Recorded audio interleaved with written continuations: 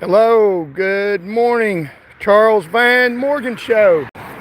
So we have got some good news to report to you today, some good stuff and some bad news, some good news, bad news. We're just reporting the news. Boots on the ground, live and for real, unbridled news with Charles Van Morgan. Come on in and join us. It is the Charles Van Morgan Show. So, hello, I am Charles Van Morgan. I've heard a lot of people say when they're introducing themselves on the show, it's nice to meet you. Well, I don't know how they say that because I'm not actually meeting you. So how can you say it's nice to meet you? But hello, welcome to the Charles Van Morgan Show. I would like to meet you. I love people like God loves people. I love people. And if you meet enough of them, you can understand why God loves people. He does. And that's the reason why he sent his son, Jesus Christ, to die for us. So we got a good show for you this morning.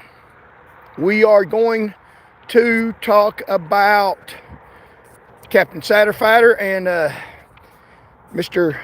Trots to the bathroom, I like to call him. Some of the false things they said. But first off, and welcome, got a few people in there. First off, we're going to talk about some stuff that is in the news, some fake news that I've seen today. Have you seen the Democracy Now!, the War and Peace Report by Amy Goldman or Goldfish or whatever her name is? It's shouldn't be remembered that much because I watched the news last night, and this is just fake news. And I'm not fake news. I'm the real deal. I'm the real news. I'm bridled on the ground. I'll even tell you it's from my perspective, and from an educated perspective. So let me turn the light on here. Thank you all for coming on board. And we're going to tell you the real news, not the fake stuff that you get from the lamestream media. Now, the Democracy Now!, the War and Peace Report, which she doesn't even speak plainly. I thought she was saying the War and Peace Reporter, some guy's name. But no, she says the War and Peace Report. And is it the War and Peace Report? Let's make sure we got our audio on here so everybody can hear me. Can you all hear me? And let me know. We're going to talk about, start off with some things in the news and some fake news I heard with my own ears last night regarding, okay, can you all hear me? Hi from Australia. Hello, Australia. Alex Stewart, hello. Nor Gitzman said hi. Yeah, hello. So, Charles Van Morgan Show. We're broadcasting live in the morning. Boots on the ground. We're liable to pop up any time of day. We do this. We've been doing this every morning for over a month now. And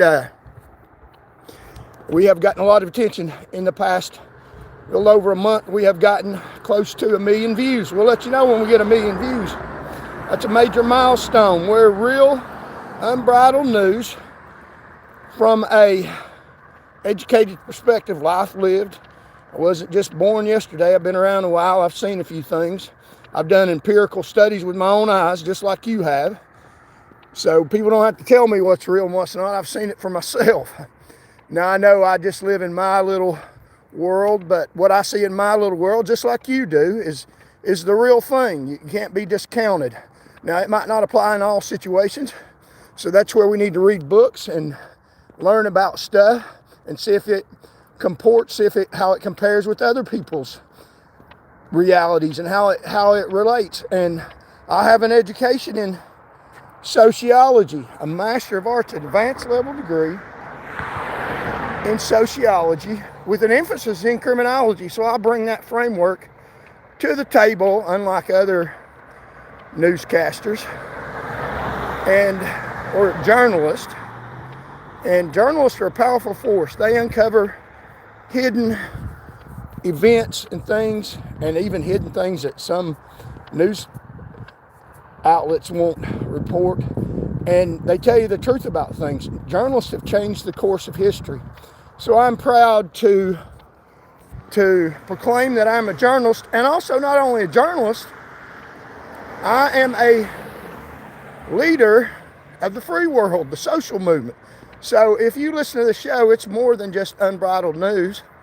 We will present a narrative of what we can do about it. It's news and banding together and doing something about it. More than just regular news that tells you a problem, tells you a story for the political elites, because they're the one that owns Google. They own the major networks, and they reframe history and tell you what you see with your own, my 4 eyes, because I have glasses, reading glasses. What you see with your own 4 eyes or 2 eyes is not what really happened. They gaslight the hell out of you. And you know, how many of you all have been in a situation where you've seen something happen and it doesn't match up with reality, the way you've seen it, and you've seen a news show, and you say, wait a minute, they're reporting it that. I was there, I seen that. It wasn't like that. That wasn't what happened. I seen it. And you see the news story. And you know, in that particular instance, hey, they're lying. They're trying to present a story about what didn't happen to spin a narrative, so things, they want you to believe something that's not real, by saying that this event happened and this is what that means, when you think, well, this is not what that means, because that's not what happened. It's completely the opposite in a lot of cases. And you ask yourself, who benefits from their lie? Who benefits from their false narrative? Somebody does, and most likely it's the power elites, it's the burgundies class. That's why the rich get richer and the poor get prison. Or it's a book by Jeffrey Ryman. If you ever want to read a book about power structures and the mirror glass, the fake reality that people in power present to us. Let's see if I can get over here so I don't get run over. So we got boots on the ground. Then read that book by Jeffrey Ryman. I have reworded that to say that the rich get richer and the poor get executed. And although I believe in executions, the executed are mainly based on income. If you don't have a lot of money, you don't have a good defense, you can be completely innocent and get the death penalty. But if you're rich, you get richer and you won't get executed. Just look at the O.J. Simpson case. He murdered 2 people in one incident, brutal murder. His ex-wife and a man that was bringing her her glasses, that was trying to do good, her mother's glasses. And he had money to buy a lie, criminal defense attorneys, and got out of it. So the rich get richer, and he got out of his mass murder. And the poor, even if you don't commit murders, get prison or get executed in some cases. Although I believe in the death penalty, I don't believe that people in power have the character, especially the judiciary in the state of Tennessee, to fulfill the death penalty, to dish it out equally and fairly. They're a bunch of crooks in Tennessee. So Democracy Now!, the War and Peace Report. Did I say that clearly? So that show, I watched it last night, and I like to watch the opposing views of people and just watch views and analyze it, think, does that make any sense? So I heard the journalist, so-called journalist, she's a very activist journalist that's been arrested and a lot of different things, making a name for herself. And she presented a story about how Israel was killing innocent children in Gaza and fighting the Palestinians and committing atrocities on those people. Israel bad, bad military, bad.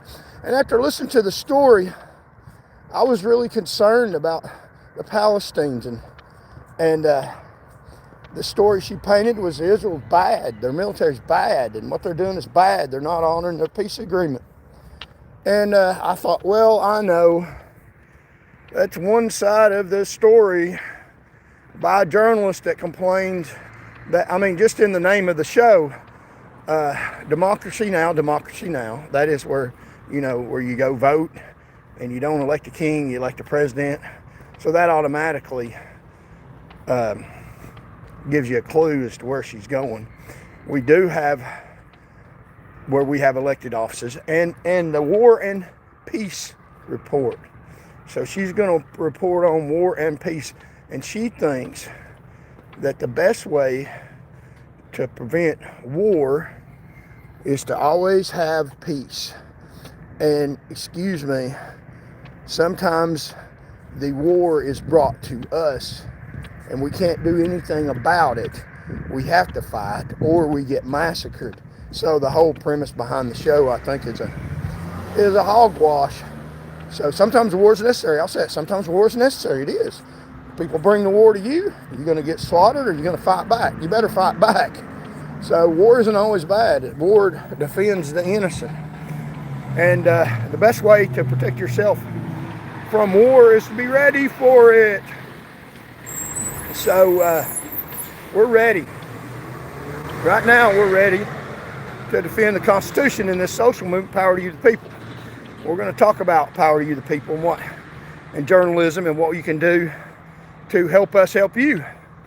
So Charles Van Morgan Show, boots on the ground. We'll pop up at any major news event that we can get to if you'll fund the fight. Resource mobilization theory and social movement says it's how much money you can come up with to fund the fight, part of it, the resources that you have. So fund the fight if you like the movement, Power to You the People. It's all about not no kings, it's all about voting to pursue getting the message out about the truth and to go vote these people out of office, something that really matters. The onus is on us, not in after we lose an election to say no kings, to take the power away from people that were elected, to even deceitfully sometimes, but to put the onus on us to go vote. Or if you can't vote, they've stuck a felony on you, drive people to the polls. You can influence them. You have a lot of influence even if you can't vote. So Amy, the War and Peace report, is presenting the story about Israel. Bad Israel, bad Israel. That's exactly what Hitler said back hundreds of years ago in the massacre of, started out in the massacre of millions of Jews. Bad Jews, bad. And people unwittingly or whatever get caught up in that. And I'm not behind that. If you look at the facts, may God bless Israel is my position on that. And I looked at another show to counter the Democracy Now!, the War and Peace report, which is actually Undemocracy Now!, the Cause War and Stop Peace report, what I think it is. So I looked at CBN, the Christian Broadcast Network, and they're not right about everything, but looked at their perspective the same day on the same incident about little children getting murdered by the Israeli army. Now what Democracy Now!, the War and Peace report, and that lady Goldfish, whatever her name is, failed to report. She left that important detail out. Did you know that the Palestine, Hamas, killed 2 Israeli soldiers? So the Israelis were defending themselves against an attack. Hamas has been well known to use babies as human shields to protect themselves. So, and also to frame it as Israeli soldiers are killing innocent children. So why would the news show that's supposed to be Democracy Now!, yeah, right, lies now, listen, fail to report the other side of the story because it's fake news. It's false. They're Jew haters. Exactly what they are. And if you hate Jews and you want to stir up a massacre of them and you don't believe that the nation of Israel should exist, then this show is not for you, because that's a position that I stand on, and God stands on that position. He promised that Israel would be a nation, that he would protect and bless them. Now, I'm not saying the nation of Israel does everything good. They're on the planet Earth. No nation perfect. I'm saying that they have a right to exist.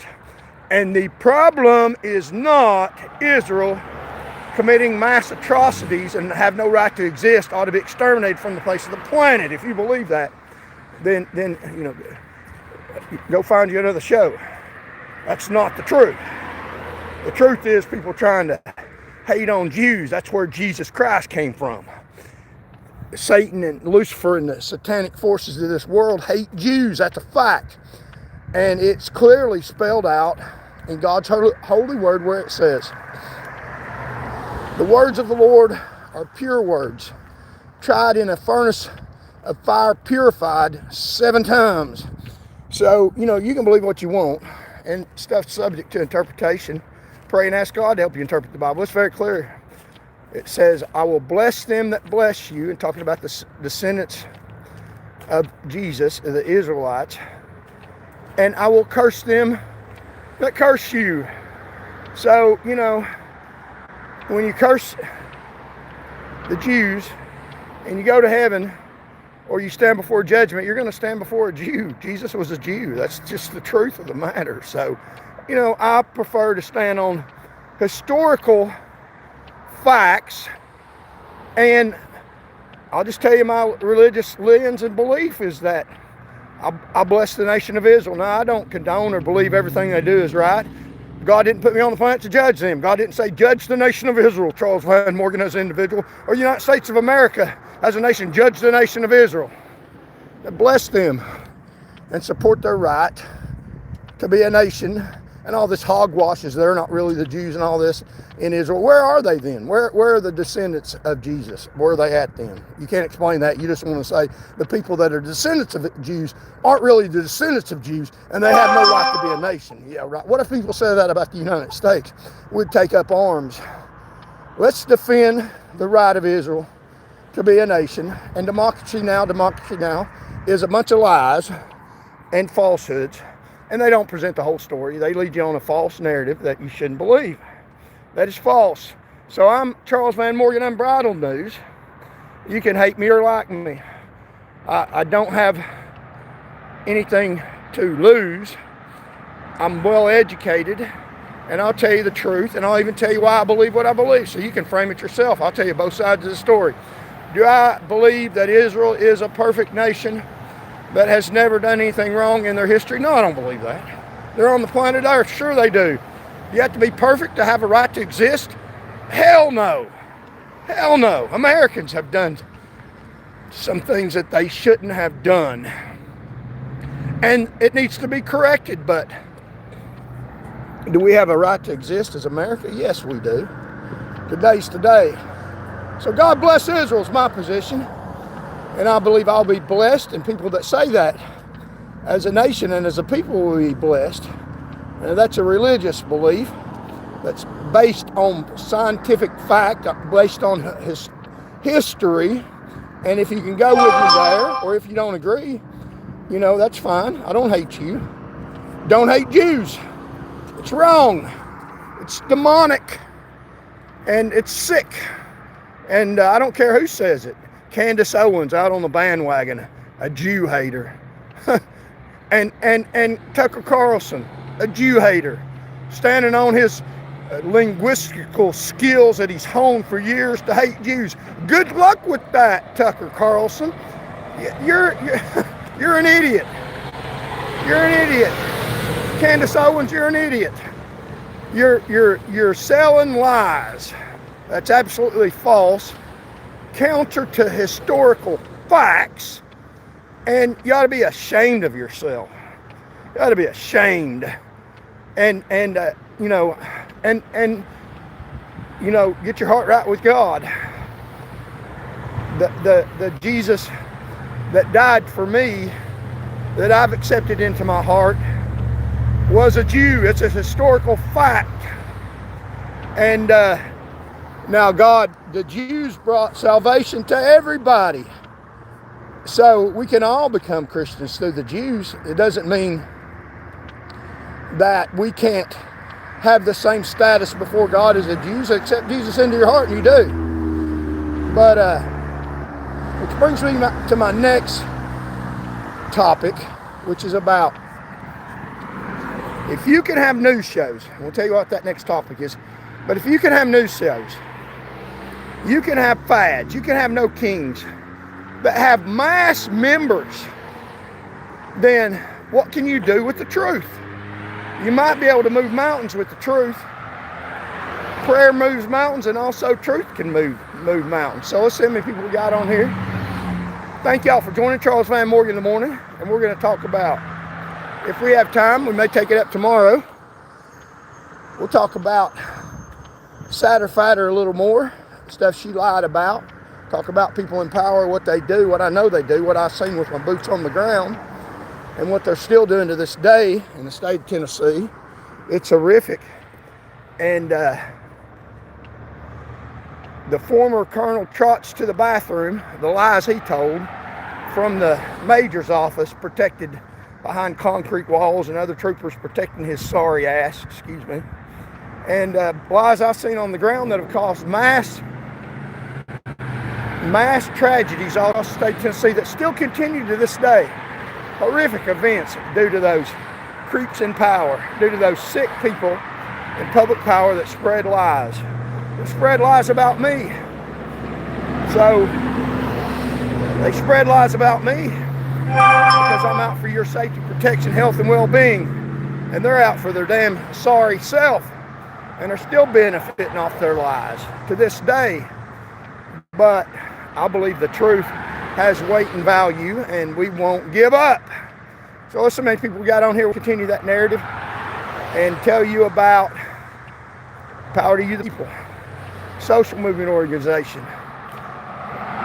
We are the leaders of the free world, and how we can organize and advance this cause, not just journalism. We'll show you what's going on the ground and how that relates, as I see it, and you can see it however you want to real life events and the real life truth, the real narrative, the real story of what's really going on, as opposed to what I just told you, undemocracy now, under democracy now, that cause war and stop peace report. It doesn't tell the story of Israel soldiers getting killed and them just defending themselves. We'll tell you the real story, boots on the ground. Charles Van Morgan Show. Thank y'all for joining.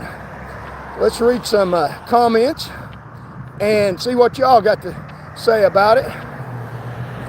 We got some haters in here. So why do you have haters? You must be stepping on some toes that need to be stomped the hell out of. So that's why we have haters. And if you want to believe their lies, go ahead. If you want to be stupid, go ahead. I'll tell you the truth. And they think they're hunting me. Wrong. We're hunting them. So let's see what we got in here. Wow. A slow day. We ain't got many people in here. So like, share, comment. Just got another like. So Charles Van Morgan Show. We are talking about the social movement organization. Sandy's pack. John agreed. I'm fine with Israel having their own state, but I think Palestine should have their own state as well. Israel denies they should have their own state. That's not true. That's an incorrect statement of fact. Israel gave them part of their land. So what part of that is them not wanting to have their own state? The fact is, Palestine wants to destroy Israel. Israel don't want to destroy Palestine. So you got your facts wrong. I don't think, and Israel's willing to let them have their own state. So that's factually incorrect. What news channel did you hear that from? I would encourage you to listen to CBN, the Christian Broadcast Network, that stands up for the truth of the Jews have a right to exist in a nation. So listen to that channel. So that's about the truth of the matter. So I think you're wrong. Do you do this to help people or for likes and subscribers and money? I do this. Okay, let me explain something to you. Let me explicate something for you. Look at that word. It's a real word. Now, past performance, somebody's past behavior is a predictor of their future performance. So if you look at my past, not the narrative that the news would tell you or the fake courts in Tennessee would tell you, if you look at real numbers, 1, 2, 3, 4, 5, 150, over the course of years, protecting people's lives out on the roads by myself at night, protecting drunk people, and even protecting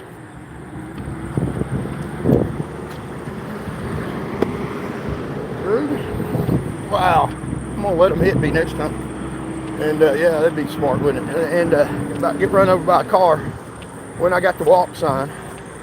Yeah, so Charles Van Morgan in the morning.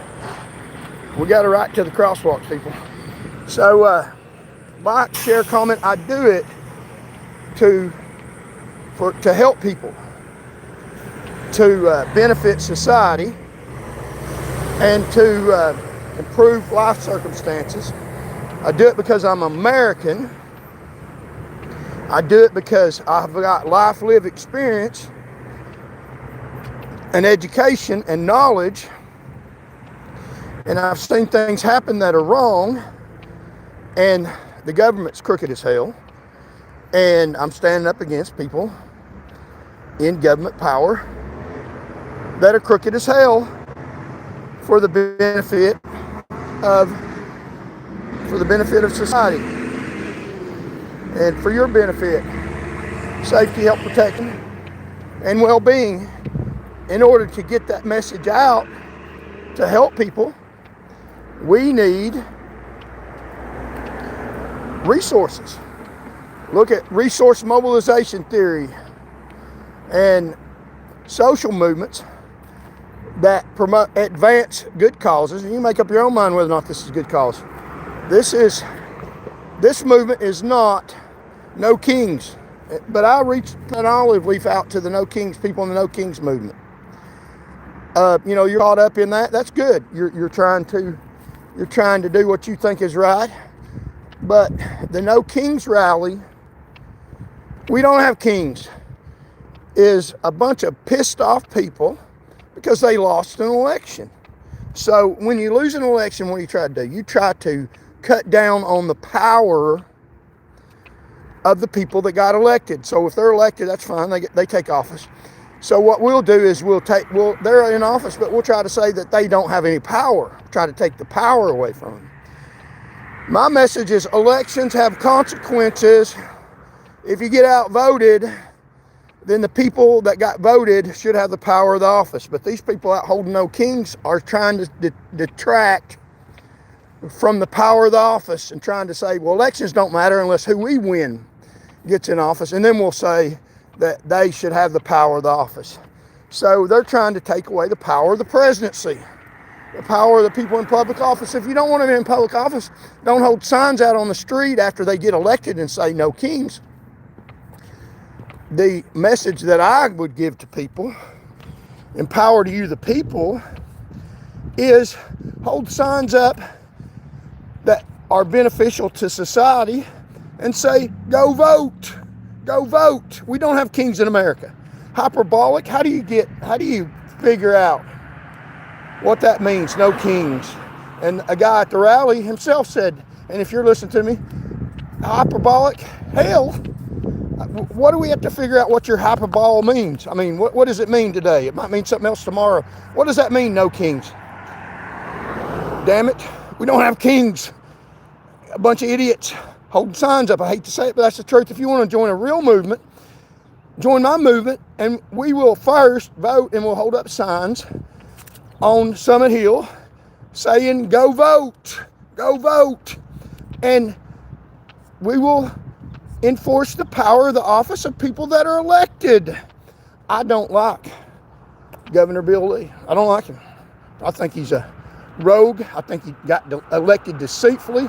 I think he's a liar. I think he causes a lot of mass heartache and destruction across America. I think he's committed crimes. But he is the governor right now. He's not a king. He should have the power of the office that he has. I'm not going to take away from that power. I think he got elected deceitfully. The cure is not to take away the power of the office. The cure, my I love you sign, the cure is to go vote. Vote. Don't lose an election and get pissed off and say, well, let's take away their power until we get somebody that we want in office because we got elected this time. And then all of a sudden we'll say we don't have kings.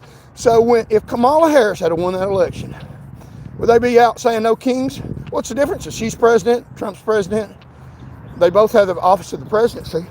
But since they got outvoted, they're going to say that there's too much power in the hands of one person. But if Kamala Harris was president, she got elected, they'd say, no, that's fine. We support the president and support the office of the president. Because they lost, we're going to say, take the power away from the office of the person that other people voted for and got elected. I mean, you're pissed off because you lost an election. And look, I mean, let me show you an example. I did not win based on fraudulent elections. But I didn't win the primary enough, so I ran for public office for a lot of different reasons. I did win more support, more views, more public knowledge of my existence and power to you, the people. It did help. It helped a lot. And now, Australians have to vote, but we get politicians anyway, shit politicians anyway. Yeah, if Kamala Harris was doing the same stuff Trump has been doing, I would protest her just as hard. Okay? Well, that's fine. Protest the things that Trump is doing that you disagree with, instead of taking the power away from him of the office of the president. Does that make sense? So let me explain to you how I'm different. I'm different, and you can look at it however you want to, but I did not, let me turn this around here. I did not win the primary when I ran for city council in Knoxville. I did win a lot of public attention, and that's one of the reasons why I ran. People think I lost, and I didn't lose. I lost the vote count because of a lot of different fraudulent reasons, because I'm starting from a defamation of the government deficit where people believe Google, but I didn't get the votes when they counted them. I think I got a lot more than what they gave me. But I ran for public office. More than just to win public office, to attempt to set the record straight for the future. I've ran for 2 offices. And the objective is to win the office. There's a second objective, which I've been very successful at, is to get public attention for the cause, Power to You the People movement. To get public attention to the atrocities of what our people in government power are doing once they get elected. And I'm bringing attention to that, so I'm very successful in that. We got close to 1 million views, and that was a secondary goal. But since I have not gotten the votes according to them because of the deficit they put me in, because of the public defamation of people in public power, because of even the election officials against me, which makes it hard for truth to come out. But we're still getting it out to this day. But another lady that has some of the same ideology that I have got the second leading votes in the primary. And she has the same positions as me. She doesn't believe in that we should murder children and leave a doctor and a patient and a woman able to decide whether or not to murder a child 2 seconds before they're born. She don't believe that should take place. She believes in prayer, the power of prayer. And she believes in principles that I believe in support. Not all of them. Now, she's a little naive on a few things. She still has a lot of faith and confidence in people in power. But it is better, much, much better than an alternative, which is people that use government money, use my money to campaign against the opposition. The mayor had a rally on Market Square with police protection campaigning for Kamala Harris. So she used my money. My tax money pays for police. I don't believe that she should have had a rally for Kamala Harris and police protection at supporting Knoxville government supported Kamala Harris. They should be able to do that in their private capacity, but not on tax money. That's what she did. And have a rally support and have police there supporting Mr. Trump. So that's the opposition. And so another opponent, and this is how I'm different, that got more votes than me. She didn't have the deficit that I had to overcome. But I am supporting her campaign because I'm not a sore loser, and I will endorse the other candidate, Becky Jones, and she has the same moral philosophy that I have in a lot of areas. I don't think she's right about everything. She's for voting against the increase in taxes. I mean, how horrific is that? We have people in Knoxville who would vote for an increase in taxes when people can't even buy food. And they say it's just a few more dollars. And yeah, it's a few more dollars for the affluent. That doesn't mean anything. There's people struggling to buy groceries for little children, and they say it doesn't affect groceries. But if you charge them more for other stuff that they gotta have, that takes more for groceries. That takes away from groceries. You're increasing taxes. Don't bullshit us. You're trying to increase taxes. And they have these billionaires funding a campaign to increase taxes so they can have better sidewalks in their neighborhoods off the backs of starving people, literally. I mean, they live in a fantasy world. Who nowadays can win an election running on raising taxes? And they lie about that. They won't even say that they're going to raise taxes. It's open for debate, the other candidate says, and I'm not even going to say her name.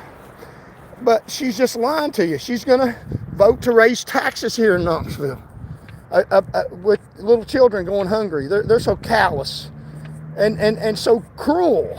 The cruelty of these people, the things they do for themselves. They literally think the government is their personal private tool. And I got news for you. There's this thing called the Constitution. And we got a right to get information out. So since I didn't get the votes, I'm not a sore loser.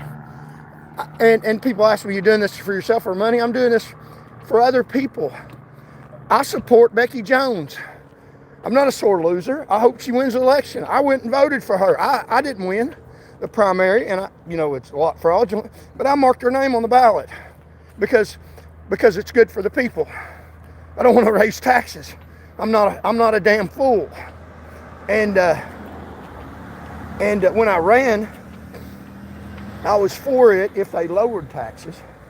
So I'm not going to vote for a candidate that is going to, if they lowered property taxes, which would lower the cost of Knoxvillians paying into the coffers of the city government, which would have been I believe would have been a good thing. But so I endorse Becky Jones. She's got a lot of philosophies and thinking that I have.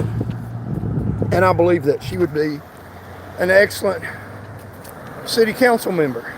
They're not as good as me, but I could be sore about it and say I lost. I'm not voting. I'm not endorsing any damn one of them, you know. But it's not about me. It's not about me. It's about public safety, health protection, and well-being. And the consequences are so severe if the other candidate gets elected that there's no way I can't stand up and say, hey, I tried. I couldn't overcome the deficit of the lies. Becky Jones did vote for her because it's better for society. And I hope she wins. I've been telling everybody. I had somebody the other day tell me that she got a text message from her saying vote, and they smarted off to her saying no thank you. And I told them no. That's the best candidate that can win. I know I didn't lose, and I appreciate you trying to defend me, but it's not about me. It's not about me. It's about the safety, health protection, and well-being of the public. That's what I care about. That's what I cared about when I ran. I got a lot of votes. Every vote I got, and I did better than I did in the governor's race in Knoxville, because I got from one district more than half what I got in the whole city when I ran for governor. So I'm gaining ground.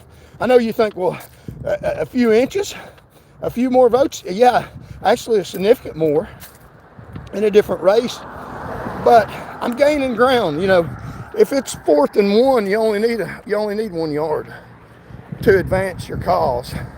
And you keep getting that 1 yard, keep getting first downs, and you keep advancing your cause, and don't give up when you're winning just because you didn't score a touchdown. You know, you're gaining ground. And I'm gaining ground not for me. If it was for me, I wouldn't endorse nobody. I wouldn't say nobody should win. It's because I care, because I care about people going hungry. I stood on people's front porches, and they told me, apologized for their porch about to fall down, and told me that they couldn't afford to repair their houses because of taxes and because of the economy going south. And no need to apologize, I told them. I understand that. I have a heart for people. I care about people. I care about safety, health protection, well-being. So my past performance is a performance of saving people's lives on the road. Numbers don't lie. Now they frame it a big lie. They leave out significant details. They even commit crimes and leave out significant details and falsify stuff in courtrooms under oath and bring out stuff I said that apparently makes me sound bad that I never said under oath. And if you put it into context, is completely in line with how law enforcement officers are trained, but they put that on the front page of papers and refuse to put on the front page of papers their crimes, their perjury in front of judges that facilitated perjury. That's what we have in Tennessee. That's how bad it is. That's how bad it is. It's a horrific problem in the state of Tennessee, and people say it is crooked everywhere. And I don't know. You tell me. But I know for a fact, I've seen it with my own eyes, boots on the ground, seen stuff, my own empirical studies, my own eyesight, my own real reality, that it's crooked as hell in Tennessee. It is dangerous for you. And we can get this social movement started. We have already got it started. Been working on it for over 5 years now. And we're not going away. And we've gained ground. We haven't lost ground. We've gained ground. And we're gaining inches at a time. And soon we may get exponential advances in the movement for you, not for me. And if there's a candidate comes up that beats me because they haven't got the deficit I've got, and I'm not going to give up, then I'll say, hey, vote for them. Like Becky Jones. I'll be fine. I can move out of Knoxville. But I'm not going anywhere. I'm not letting people run me off. But if you live in Knoxville, I'm telling you, you should vote for her. And not just for her, for your own benefit. Because it's not about her either. It's about the philosophies and the ideals that she'll put in place. It's about sanity. It's about having law enforcement that can function. And it's about having right win. Not all the time. There's going to be some mistakes. But I'm just saying, it will be horrific if the other side maintains complete power control over you. Some of the lies and things they'll tell you while they're using your money to do it. You better get off your hind end and get off the street, put those No King sign down and go to the polls and vote for Becky Jones. Or you'll be standing out there on the sidewalks paying higher taxes, paying more for the water that you'll need standing out there in the hot sun. You better go vote. You better go vote. Common sense. I mean, and you know, if she doesn't win, I'm not going to stand out there and hold signs trying to detract from the Knoxville City government their power to enforce the votes as they see fit. I'm going to say they shouldn't have voted that way. But if you lose election, you lose election. You better win the next one. It's not about No Kings. And I extend my hand, an olive branch, to people in the No Kings rally. Join the Power to You the People rally, which is trying to give power back to you, not by detracting power from people that beat you. Don't be a sore loser. Don't be a sore loser. I'm not a sore loser. I endorse Becky Jones. Go vote and win the next election. I may run for another office. I'm not done yet. We will get in power, and when I get in power, there'll be people, if I ever do, you don't know, there'll be people that say, well, let's take his power away. I don't endorse taking the power away from the government, from the Governor Bill Lee. I endorse standing against some of his policies that close down hospitals, and I endorse pointing out what he's doing wrong so that we can get a governor in office that does the right things for humanity, for society, that cleans up our roads in the state of Tennessee and doesn't put National Guard in Memphis unarmed, which is really, should be an embarrassment to the state of Tennessee. We're putting our soldiers out in harm's way without giving them the protection to protect themselves. You know, they had a mass shooting at a military institution in Tennessee, that somebody went into a military institution. I forget what city, I have to look it up, but they murdered a lot of military people because it was a no-gun zone. The military people in that military base weren't allowed to have guns. They couldn't have guns. Their superior commanders would have said, no, you can't have guns. So they weren't allowed to protect themselves. So a violent person came in there knowing they didn't have guns and killed a bunch of them. So you can kill unarmed military people. So now we're not even learning that lesson. We're sending them to Memphis without them even having guns, and the governor's allowing that to go on. Every damn one of them ought to be armed.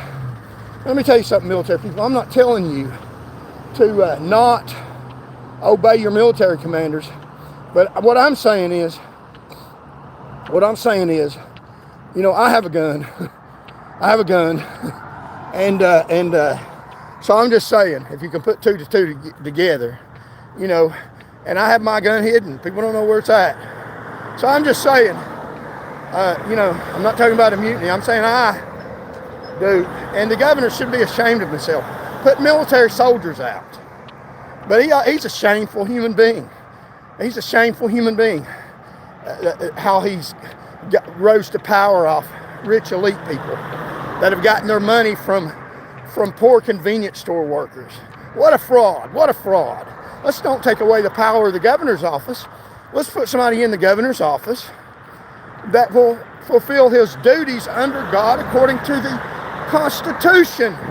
So I extend my hand to people in the No Kings protest movement. Let's hold up signs. Let's say power to you the people, and put the onus on us. Put it back here. Don't take away the power of the office that people elected. Deceitfully or whatever, they got it done. Elections matter. If you don't like it, then my message is, go vote. Don't be a sore loser. Go vote. Power to you the people. The power's in our hands. Look in the mirror if somebody else doesn't get elected. Look in the mirror. Look at us. Did you vote? And I asked people there, all those thousands and thousands of people, I wonder how many that are pissed off that somebody that they don't like got in office.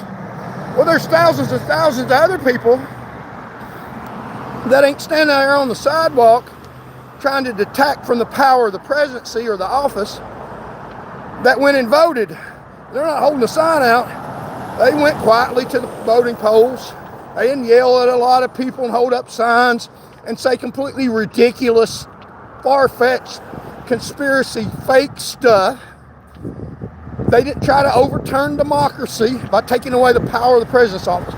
They went quietly, and some of them were loud about it and encouraged other people to vote.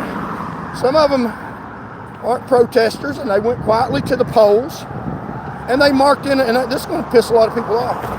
They marked in a little box on the voting booth. They didn't have no kings. They marked in a little box on the voting booth that said, Trump, we like his policies. We want him to have the power to enforce the policies that he ran on, that he said for years before he ever got elected. It wasn't no secret what he said he was going to do. And people said, yeah, I like that, and went and voted for him. And people that are in the No Kings protests, we don't want you to do that. And they voted for Kamala Harris.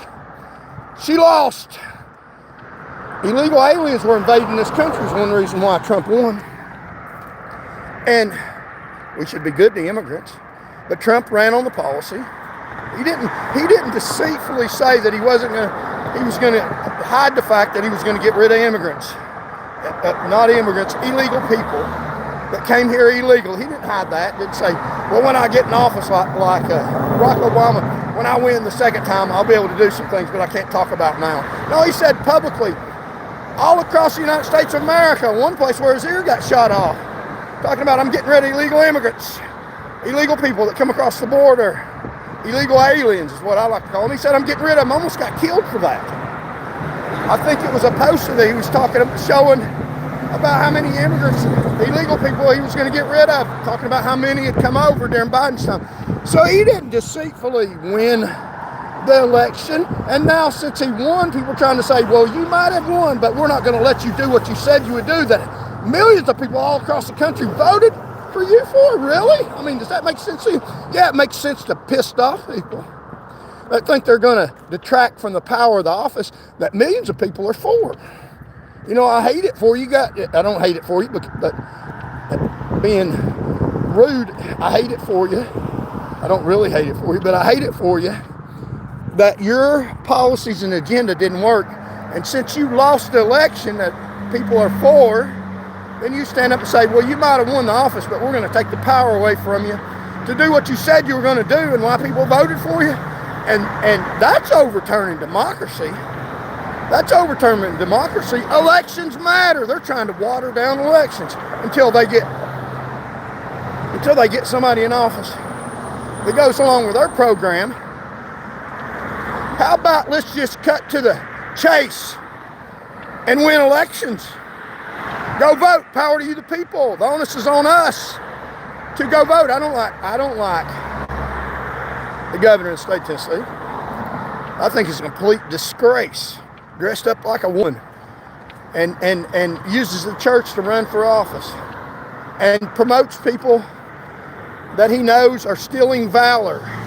How disgusting a man he is. Because he's got power. He's got power. Power is ability to do things in spite of opposition. When you win the office, you have power. The fight is not after you win the office for people to detract from the power. That's stupid. The power is at the polls to go vote. And that's what I emphasize. Go vote. You don't like the president? Go vote. Go vote. And you don't like the governor? Go vote. You don't like the governor? Run for governor. Fight these people legitimately, not like they're doing. So that's what I'm saying. And we will talk about that some more. Let's get across the road here so we won't get dead, so we might have the opportunity of running for public office. Charles Van Morgan, boots on the ground, running for public office, maybe, and extending a olive leaf to people who are at the No Kings protest. Join a movement that really matters. And we're going to talk about some movements that we're going to show you some hope, how we can have hope in power to you, the people. And Charles Van Morgan, in us, the real leaders of the free world, the protectors of the Constitution, the protectors of the power of the office, when we're not elected and when we are. So, I supported Joe Biden when he was in office. Pray for his safety, protection, well-being, that he would do well for America. And I think some of the things he did for America were good. I don't hate anybody. I hate some of the things they do, but I don't hate anybody. I prayed for Joe Biden's protection when he was in office. I don't want him to get killed. And I'm only going to talk a little bit about some of the threats on the office of the presidency. Just a second. Let's read some of the comments, but I'll tell you what I think about that stuff. Let me tell you that here in just a second. Let me read some of the comments. And hang with me here. We're going to the bridge. Show you some documents, some black and white proof. Charles Van Morgan, journalist, boots on the ground. The real deal, educated, experienced. News you want to hear anywhere else. I'll tell you my lens. You ain't got to question what I think or believe. I'll tell you straight up. And there's power to the people, you and me. I'll listen to what you got to say. I won't always agree with it, and I'll tell you why. And nobody don't scare me. I've never ran from anybody. I did one time and learned better when I was a kid. I know how to fight. And people that know me know that. So let's look at the comments, and then we'll talk to you about the attacks on the presidency. Is what it is. So let's look at this. So turn this around here. So Charles Van Morgan, we got some supporters. Like, share, comment, subscribe. And let's read the comments. USA, that's right. Local elections are what's really important. That's right. Becky Jones will defend the Constitution, will stand up against murdering innocent children, has Christian moral values, believes in praying, and if she's fooling me, then she's fooling me. She's standing on the right things to fool me, but I don't believe she is. I've met her personally. She's a very nice person. Actually, she's nicer than me. I've gotten a little battle hardened, but Becky Jones, I'm telling you, we're going to lose this democracy. The people in Knoxville, that's right. And I'm not a sore loser. She got more votes than me. She's in the primary. It's not about me. It's about the philosophies that I was trying to advance. Now, I know a little bit more than her, and I would have been a better representative.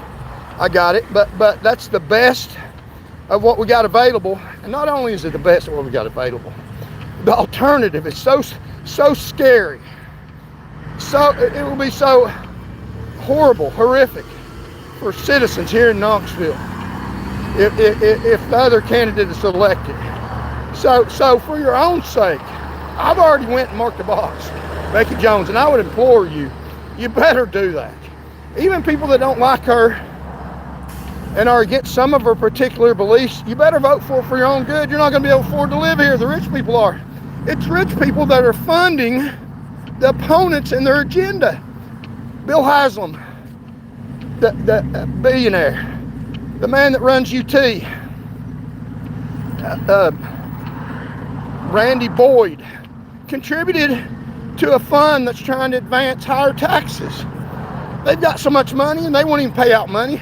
They're wanting a little more of yours. I mean, these rich assholes, how sick these people are. So, I'm just saying, just good old common sense. Just think about what they're trying to tell you, and does that make sense? So thank you all for joining me. Charles Van Morgan Show in the morning. And if YouTube takes me off here for telling you all the truth, I'll be on Telegram or Rumble. So like, share, comment, and contribute. Keep journalist Charles Van Morgan with breaking news on the road and reporting truthful news and protecting you like I've done in the past. Charles Van Morgan in the morning, the Charles Van Morgan Show. Like, share, comment, call your friends. Tell them about the social movement. Tell them about the Charles Van Morgan Show, the hope that we have to advance democracy. We know of glory, he tells people all the time. Okay. About what? Do something for yourselves for one. Believe all the lies you want to. Hitler told a lot of lies too, didn't he? I protected lives. I'm proud of what I did to serve society, and thank you for running up my watch time. USA, that's right. Johnny come lately. I don't know what that's about. You power to the people, that's right. D1RXK, power to the people. So Aaron, yeah, he is really making us the laughing stock of the world. It's embarrassing. Okay. Ooh, oh, I'm so hurt. You know, I've had videos, and y'all need to go back and look about social pressure and influences you do things that's not in your own interest and that's not right. Oh, I'm so weak, and oh, you hurt my feelings. My feelings are, yeah, right. People that don't even show their nasty face and that would like to kill me. My president, there's two. That's right. So here we go. But stealing taxpayer money, $40 billion to Argentina, building a ballroom, spending money like crazy. Well, go vote if you don't like Trump. Instead of being pissed off about him winning an election, go vote. So we're out here this morning, and views are down, but we're still going to have hope. It's a long time process. We're gonna print the truth. So we're talking about the tax. Hello from Arizona. Hello, Arizona. Let's see here. Do you think somebody we could meet and make Hamburger Helper together? No, I don't think so, asshole. You had to piss some people off for a cop in the system to turn on you, because those fears back there on most of the time haven't been able to find all the footage. No, they don't. No, they don't. The elite back the elite. So you got some bad data. Where'd you go to school at? Where'd you learn that trash at? So generation 27 trillion annually have 40 million poverty. We have wealthy with several homes charging thousands a month for rent, even through the actual mortgage for a fraction. That's right. We have the rich in power. Blah, blah, blah. Steve A. Yeah. Blah, blah, blah. Yeah. Go read a book. Is that blah, blah, blah? Read the Bible. Is that blah, blah, blah? Yeah. They're all lying to you, buddy. Who's lying to me? For God so loved the world that he gave his only begotten son, that whosoever believe in him should not perish but have everlasting life. John 3:16. Is that a lie? I don't think so. Palestine isn't real. It never was their land, and one who read a history book knows this. That's right. You know, it's not. The truth, hey, that's right. Did you vote for Trump? Tay Matthews. 3 times. Let me duck. The haters that say they're peaceful want to kill me because I voted for Trump. So yeah, I voted for Mr. Trump. I'd vote for him again and again and again, several times. I think I like his philosophies. He's not perfect, but a lot better than the alternative. So are you Australian? No, I'm American. But thank you for viewing me from Australia if that's where you're at. Australians have to vote, but we got shit politicians anyway. Yeah, I understand that. So let's go. Oh, Glory, you're welcome. Yeah, Republican farmers are going to learn the hard way that shit is going to be so funny. So, yeah. And Republican farmers already crying on social media, Trump, you said you were going to help us. And he is, if you give him half a chance. And he is helping America. He's getting rid of a lot of illegal immigrants that are a scourge on society, and making more resources available for Americans. And, you know, there's something to be said for I was born in the USA. So, yeah, my birth certificate's an American birth certificate. And if yours is not, you better come over here legally or Trump's going to get rid of you. So let's talk about something that happened the other day in the news. They found a stand that was parallel, straightforward to where the president was going to get off the airplane, a hunter stand. And they think maybe somebody was going to try to assassinate the president again. And let me say something about that now. I don't care who's in the presidency. I don't care if it's Biden. I don't care if it's, as far as this issue is concerned, or if it is President Trump. An attack on our president is an attack on the presidency. It's a terroristic attack on America. It can be homegrown or from foreigners. And that is so disgusting, so horrific. You're not attacking the presidency. You're trying to put a whole country, they're trying to put a whole country in chaos, in disarray. And it was done in the 1960s. And so disgusting. Everyone should stand up, not necessarily for Mr. Trump if you don't agree with him, if you didn't vote for him, but stand up for the office of the presidency. Do not kill our president. I don't care who's in the office. Let's all stand up as Americans, united, to stand against attacks on the office of our presidency. That is horrific. Doesn't matter who's in office. We have elections every 4 years. Stand up for the protection of the office, and let's not let somebody take the office down. That's what they're doing. They're trying to take America down by hitting the center of democracy, our presidency. And let's not let them do that. If you see or hear something or know of something, do what you can, an attempt on the presidency. It doesn't matter if it's Democrats or Republicans. Let's stand up for the presidency, the office of the presidency, and report and deter. You kill our president or try to kill our president, we will find out who you are and stop that and not allow that to happen. That is so horrific, and some people celebrate attempts on the presidency. You're not celebrating attempts on Trump. You're celebrating attempts on America. Let's protect our president. Doesn't matter who's in that office.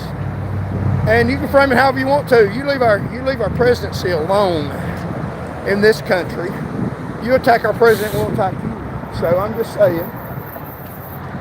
just saying the truth about that garbage.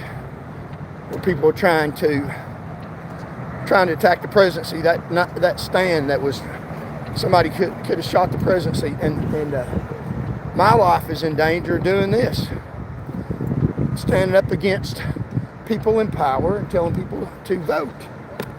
So we will check the buildings, and so we're just a few feet from the bridge, and we'll pull out some paperwork, and there's no cars coming, and we'll talk about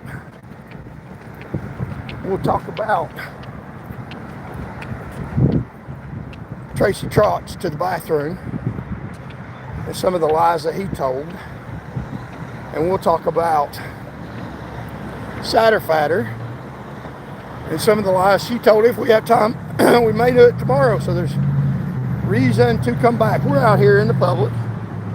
Got my sign up. And also, if you can contribute, like and share. You're already on the YouTube page. So yeah. Charles Van Morgan, live now.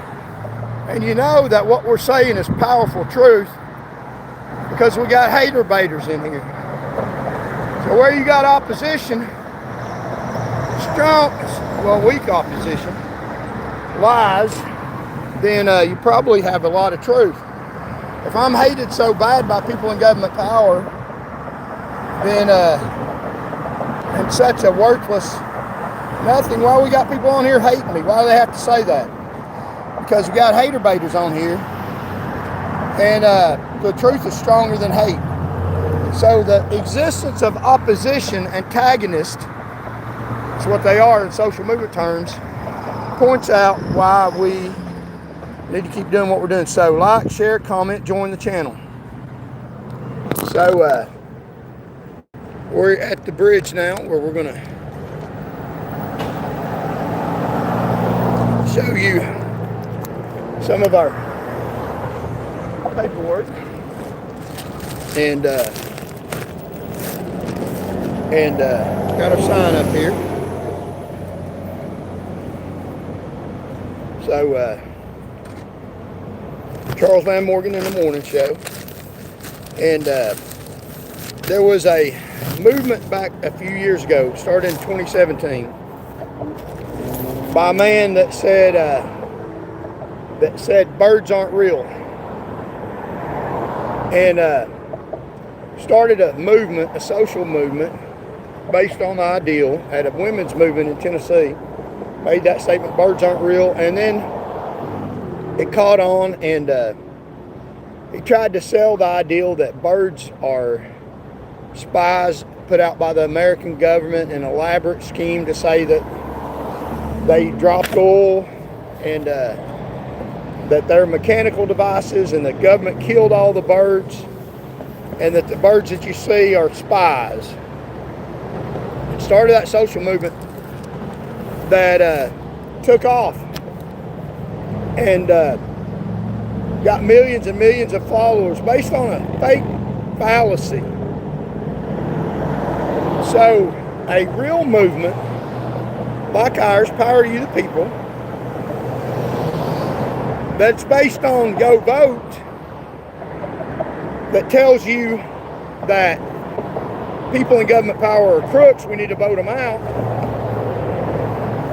should have an awesome chance of winning a lot of concessions. If you can have a completely fictitious belief, later he admitted that birds are real, and look at the beautiful sunrise, then you should be able to like, share, comment, subscribe, and also contribute. Then you should be able to, there's hope that a movement based on Power to You the People, the onus on us to go vote, a simple message.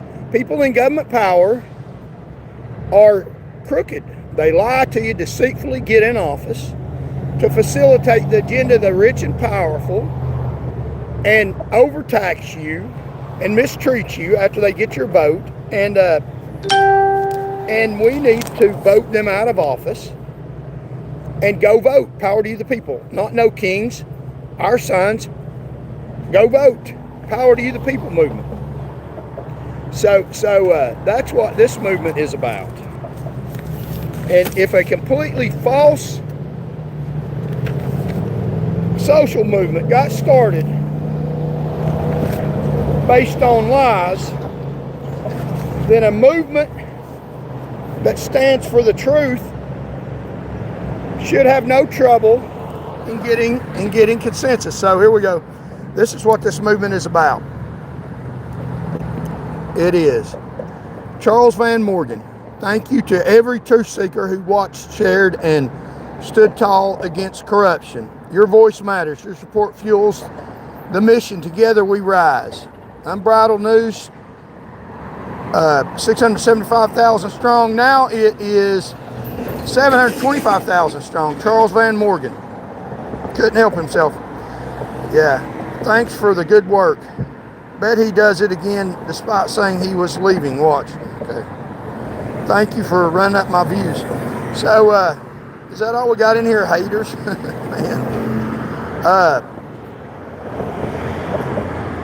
Good luck, friends. Keep your chin up and beware of charlatans. Okay. Got two of them in here.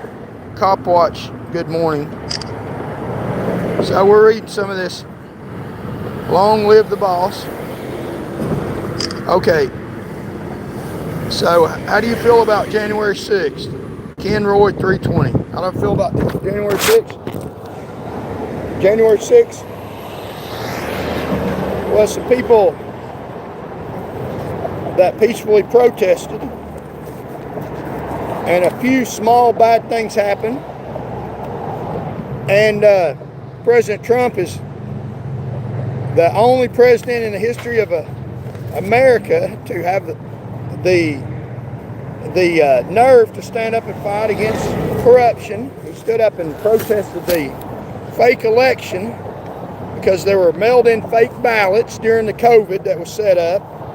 Rules were changed.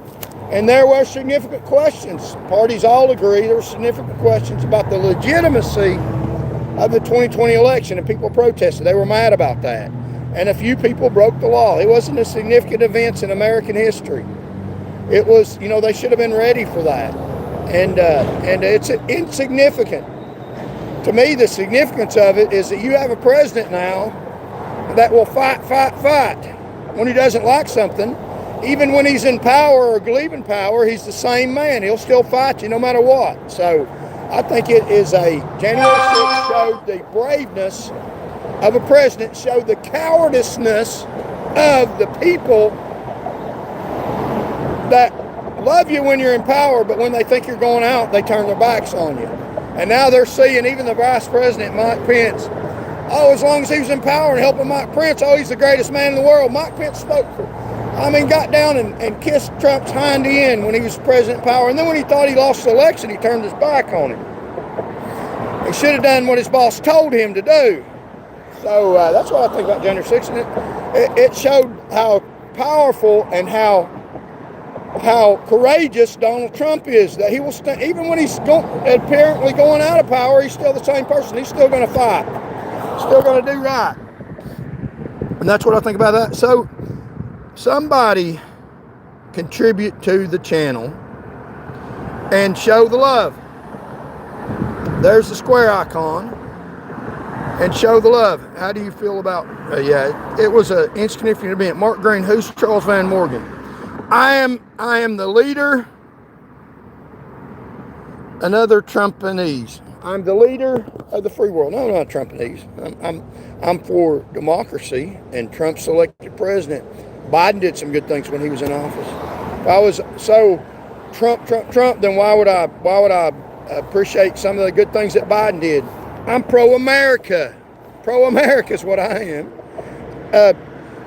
It makes a difference who's in the White House, but who's ever in the White House, I support for America. So Trump's in the White House, I support him. If a Democrat gets in the White House, I'll support the great things that the Democrat does for the American people and criticize the things that they don't do. So that's, write the narrative however you want to. I'll just tell you the truth about things from an educated perspective, and I'm not a kid. So, if you want to lie to yourself, go right ahead. It happens all the time, self-deceit. I bet you believe that birds aren't real too, probably, right? I believe power to you, the people, the onus is on us to vote. And that's what I'm perpetrating. These people, these haters in here are trying to tell you don't vote. And I'm telling you to vote. So the people that hate me are saying, don't vote. Okay, you believe who you want to. We are 725,000 strong as of yesterday, and going up every day. So hit the square icon, hit the like button. So there was also a social movement in I think it was 1977 that involved an Italian who was in a criminal syndicate. He was melting down coins and selling them more expensive, selling the metal.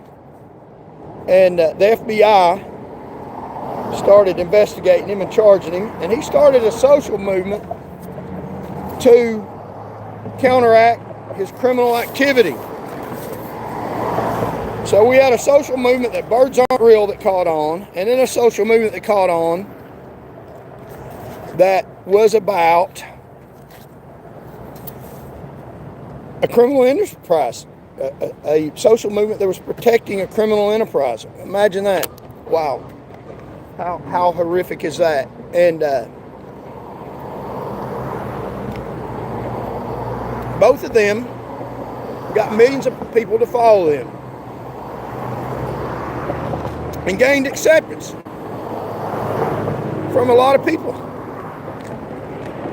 So a social movement, our leader of the free world, our social movement, Power to You, the People, the onus on us to vote, to point out government corruption and vote these people out.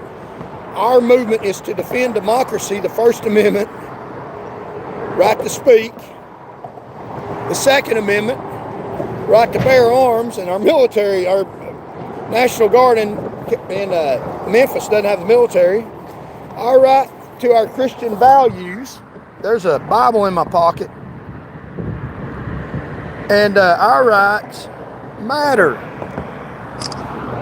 So if social movements were able to function that didn't have any sound basis, there's my Bible in my pocket when I was a trooper. And what would somebody do that has Christian values that's a state trooper? They would go out and save people's lives. So that's what I did when I was a trooper, and that's what I'm doing now. So Power to You, the People movement. 2 social movements, and there's more, that were involved in completely frivolous endeavors. Not birds aren't real, elections are real, voting matters. That's the position of Power to You, the People. Not no kings. We honor the power of the offices. Go vote is our message. So if you're a member of No Kings movement and you want to be the member of did you beat any? Yeah, okay.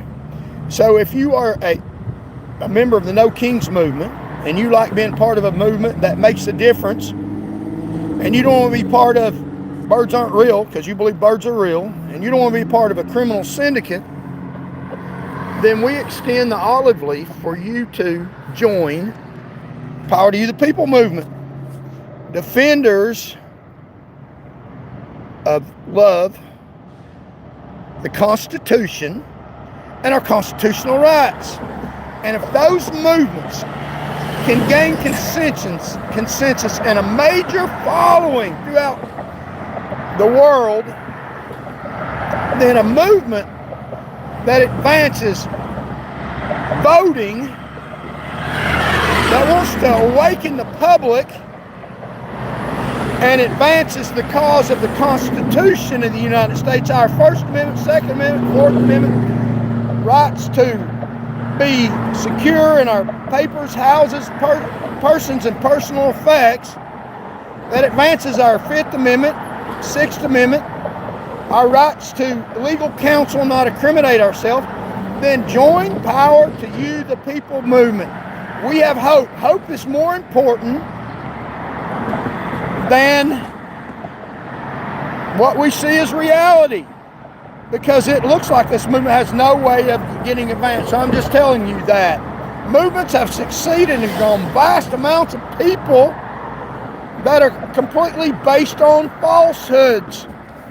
This movement is based on going to vote, getting people together, not to hold up signs, to go to the polls and vote, united around the Constitution of the United States of America, and grounded on the Tennessee Constitution, which says that we have a right to overthrow a rogue government that doesn't provide for the people, for the general welfare of the people. Article 1, Sections 1 and 2 of the Tennessee Constitution, read it. We don't have to obey a government that is trying to kill us and destroy us. And so yeah, let's see here some of the Daniel Wicker troll. Yeah, there's trolls on there. Damn, I'm not going to lie, I thought this was John Goodman for a minute. P, yeah, I don't know who you are. You're not even going to show your face. You have nice trolls. Yeah, I got asshole trolls. You know he did. Did you beat any black? No. Had a few instances with people of my same color that didn't come out of the fight very good. Get off the streets, Joe. No, you get me off the streets. I'm down here on the Henley Street Bridge. Come get me off the street, see what happens to you. I believe in self-defense. So, you know, oh, glory, and it's me. Yeah, faceless troll. Oh, he hurts me so bad. Lie. If you believe Google and the lies of the mass media, then go ahead and believe whatever they say. There's only one person here telling the truth. Yeah, it's me, black and white. It's very funny that you're begging people for money and you're not willing to look up the billionaire class. It really shows how the effing touch you are. Vicus, I'm not begging people for money. I'm asking to support the movement and importing knowledge to you and asking to get paid for it. You want to work me for free? Then get off the damn channel. It's really kind of pathetic that you're on here probably with the ability to pay for the knowledge that I'm importing to you, not willing to pay for it. So I think you're pretty pathetic. I mean, even $1, really? So you're out of touch. I bet you got a no king sign. I stabbed to your chat so we can talk about Charles, you thanking him, and then leaving the chat whenever you go live. Okay, go ahead. I appreciate the bad press. Any press is good press. And the truth has more weight than lies. Who's Charles Van Morgan? I'm the leader of the free world. So, another Trumpinese. No, I'm not. So, like, share, comment, and we haven't got a lot of views, so you know what we're going to do? Instead of getting all upset and deterred about it, we're going to stay on here a little bit longer. You are for kings and dictators. That's right, some of these people are. I am for voting. The onus is on us to vote these crooked road people out of office. So if you like the channel and you can't contribute $1, then hit the like button. If you can contribute, do that, and share the channel. So let's talk about some of this stuff that and we may continue tomorrow. We're going to stay on here longer since we're not getting a lot of views, and continue to build up the channel. We'll stay on here all day if we have to, till we run out of good stuff to say. So let's talk about trots to the bathroom. If we can find our paperwork in here. Look at the road backed up on the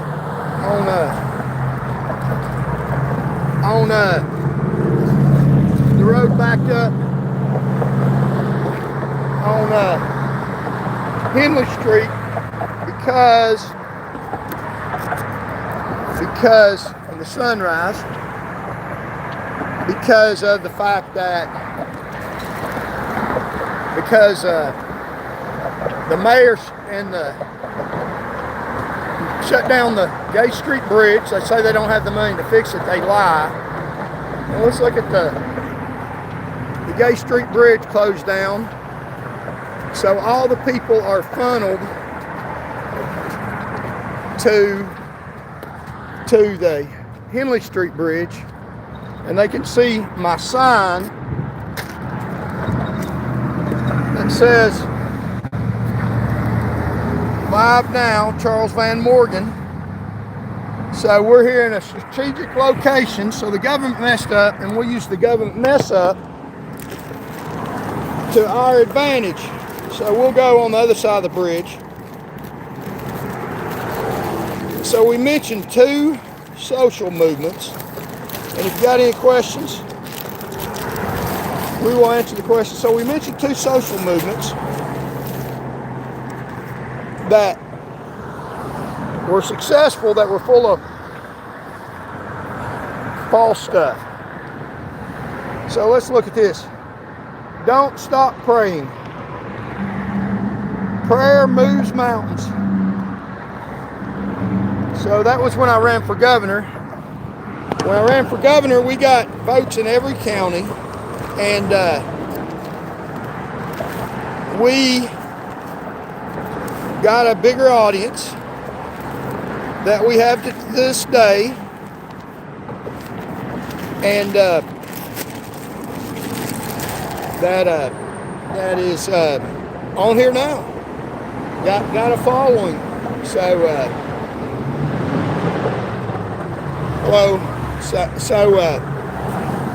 that helped us, and we may run for government office again to facilitate the Power to You the People movement, to try to get good candidates in office, put out truthful news, and and continue the movement. And maybe get more haters in here that help us. So, the Charles Van Morgan Show, live on the Gay Street Bridge. If you want to keep me on the bridge putting out truthful news, and we got a lot to say about Tracy Trotz and his perjury. He ought to be in jail. And something very alarming to say about him, about his admission of possible criminal acts, Tracy Trotz. And we may do that tomorrow. So if you want to hear that tomorrow, or if we're not back tomorrow, I'm not promising, we may do it another morning. Maybe this is Wednesday morning, maybe Thursday morning. We'll show you Tracy Trotz's testimony under oath about possible criminal behavior. And we'll show you under oath a deposition where he testified about some alarming things that he admits to under oath. And we'll tell you the significance about that. Maybe flip the script on him. So we got some boat rowers out here. See if we can get close up of the boat rowers. Yeah, they're going downstream in the river. There's the Crooked City County building where we got crooks in power. And let's see if we got any questions on here. Let me know about your questions. Have you thought about tapping in your local community? Trapping in your... Yeah, I have. And I ran for office. Gabriel Mello said, hello, voters are the true patriots of this country. That's right. Hear them screenshots laughing. Yeah, I'm trying to see what y'all say. So that I can know what y'all are talking about. Let's turn this around so I can, I like to hear what people have to say. So is anything I do subject to criticism? How about my smile? My haters don't like that either. So the fact that I have antagonists on here shows that I'm stepping on toes. And what am I saying that bothers these people so much? I'm saying go vote. I'm saying we stand on the Constitution.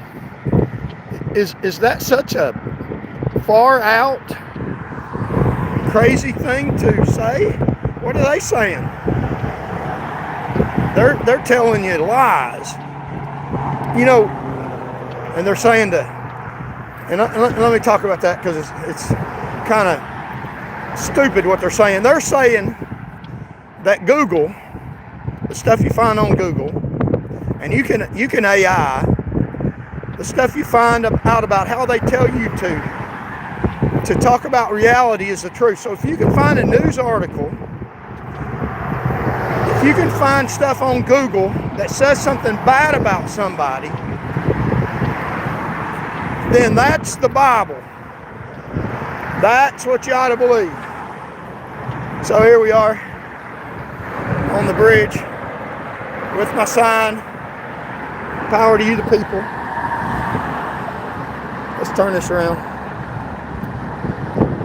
So if you can find, here we are, live now, Charles Van Morgan,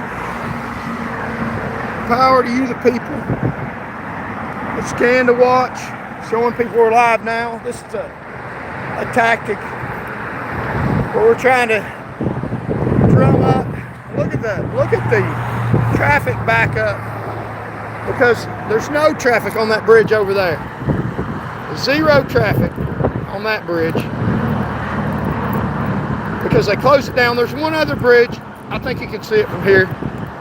The South Knoxville Bridge. There's the University of Tennessee football stadium where they'll be playing next week, I think.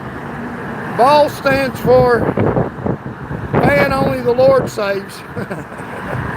So they funnel all the traffic over here. Let me make sure I got this bridge small. Hello? How you doing? They funnel all the traffic over here because they closed down that bridge. There's only this bridge that goes through downtown, the South Knoxville Bridge. It's kind of another bypass to South Knoxville.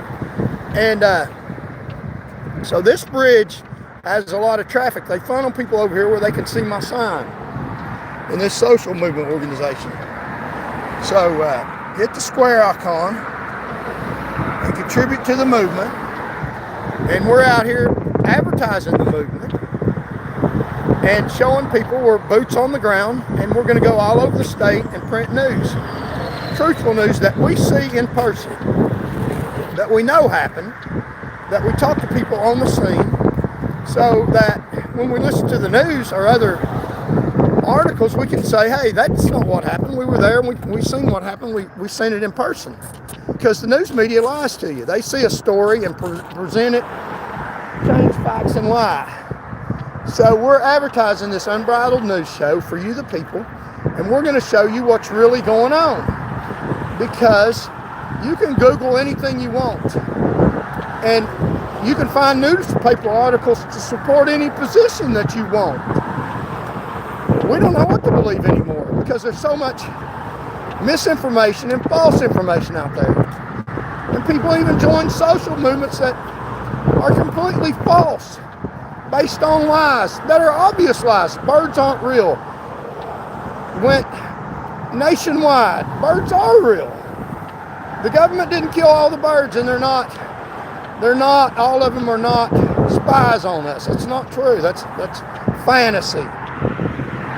One social movement organization was set up to conceal and protect the criminal enterprise in New York. This social movement can survive its setup to get people to go to the polls and vote. I'm going to say something about voting here, so hang on. And also to vote and stand on the Constitution. We stand on the Constitution. Go vote for the Constitution, for people that want to protect your constitutional rights, for people that want to save America from anarchy. And there's anarchy in these courts right here. These courts are the dirtiest courts. Got some of the creepiest people in the world. Like, share, comment. If you can't contribute, you can go ahead. Here's the square icon. If you can't contribute to the news channel, Unbridled News, then hit the like button. Somebody hit the like button so I know that you can't contribute. If you can give $1, give $1. If you can hit one of the icons to send a super chat, do that to support the channel. Resource mobilization theory is about social movements. We got to have resources to keep the movement going. So if you can't, we'll hold this on here. If you can't contribute $1, let me know by hitting the like button. So we got 68 likes. When we get 69 likes, we'll know that somebody couldn't give $1, so they hit the like button. So we'll keep it on here till somebody hits the 69 button, and we'll continue talking. Got 68. If you can give $1, let me see you in the dollar icon. So let me say something about voting. Now, voting is the way that we can overtake our elections. So we're going way down by showing the square icon. When it comes to paying the movement, yeah, some people don't want to give. That's all right. We got to have money to facilitate the cause of Americans. 69, there we go. We got it. We got the 69 button. Here's the river, the Tennessee River. So Charles Van Morgan, power to you, the people movement. I'm the leader of the free world. The social movement, power to you, the people, is about voting, banding together under on the Constitution, our constitutional rights, freedom of speech. I'm out here on the sidewalk. Freedom to bear arms, to protect ourselves mainly from the government, and our constitutional rights. So join the social movement. And the social movement is about voting, getting together to vote, to get public office. I may run, I don't know. And the way we can win public office is if we band together under the Constitution and vote for our constitutional rights. And the onus is on us to vote. If we don't like public officials, and I don't like them, I don't like the people in power now. I think they're rogue crooks. And the way we can beat them and get power for ourselves, for we the people, not under fictitious rogue baloney that birds aren't real, or to try to protect the criminal syndicate, which is a lot of people in office are running criminal syndicates, is we can band together to vote for the Constitution, our constitutional rights, to enforce our constitutional rights, and the onus on us. And in Tennessee, the governor's race was decided by about 27% of the mass people that could have voted. Well, the governor's race was decided by a little over 1 million people. So there are about 8 million people in the state of Tennessee. About 5 million that are eligible to vote, that are registered or are eligible to get registered. So a small percentage of people that didn't vote, or that could vote, all of them didn't. Some of them were registered and didn't vote. And some of them were not registered, and obviously they didn't vote. But all those people together, under the Constitution, protecting the Constitution, if you will get together and get registered to vote, then we can beat the people who actually elected the governor, the rogue governor. There's more of us than there is you. Than there is the people that actually elected the sitting governor. So the people that didn't vote in Tennessee that are eligible to vote have more power than the people that put the governor in office. If we will band together under the Constitution, that's all I'm saying. Band together under the Constitution. If you believe in the Constitution, if you believe in individual rights, then band together and vote for specifically the next governor who will protect our rights and stand up for us, for Tennesseans. Let's see how many people got on here. So the lowest we've had ever, and Google is C. Van Morgan, an idiot. Absolutely. Okay, Michael, is that Michael Heatherly? Yeah, maybe. Here come the Irish. Hey brother, good morning. Be safe out there working, please. Keep your eyes open. God bless, brother. Hey, Ghost Lord 2000, thank you. Good try, Tennessee. Roll Tide. Roll Tide all over the state. Good old Rocky Top, that's right. I will agree with that. Were you born and raised in Knoxville? Yes, I was. National debt is higher and growing faster than ever in history. Right, we got to stop that. Have you thought about tapping into your local community? I have. Okay, so if we have only a small percentage of people who will go vote that didn't vote, we can overturn the election. We can overturn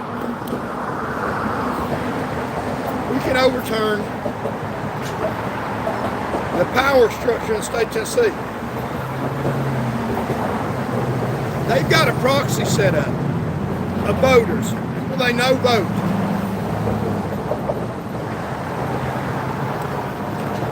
That they do favors for.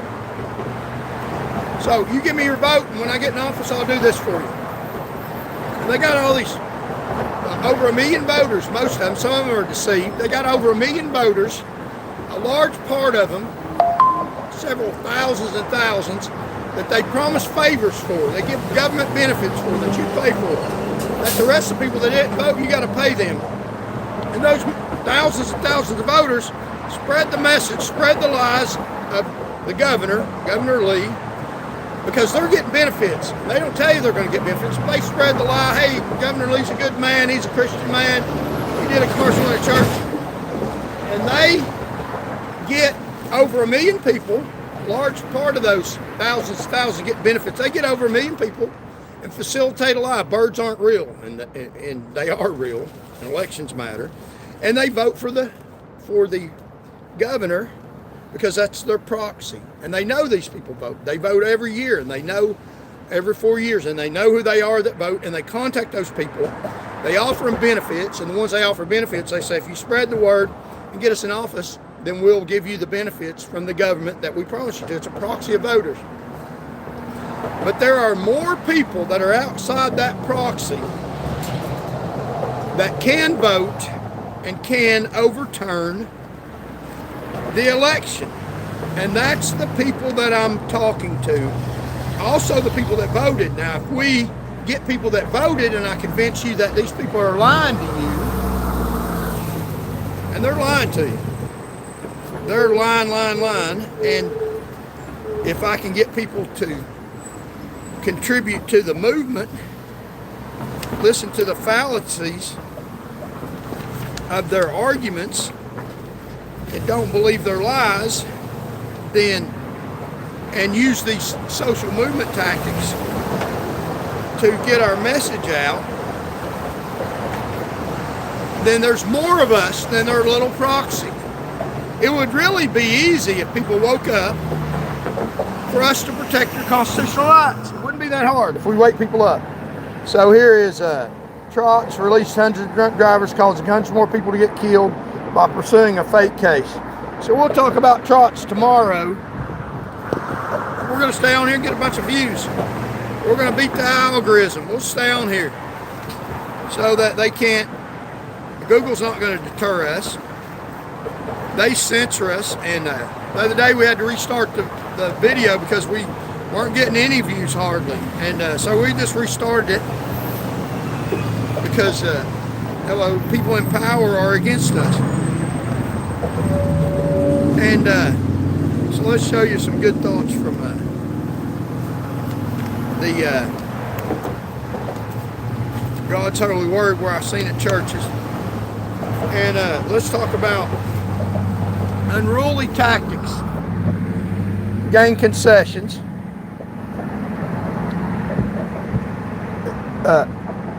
speaking loudly and carrying a small stick. Those groups seem to pay the cost of violence without getting the benefits of employing it. They are both threatening and weak, and their representation become a low-cost strategy for those whom they attempt to displace. So, arrest and outcome. Groups that are arrested have low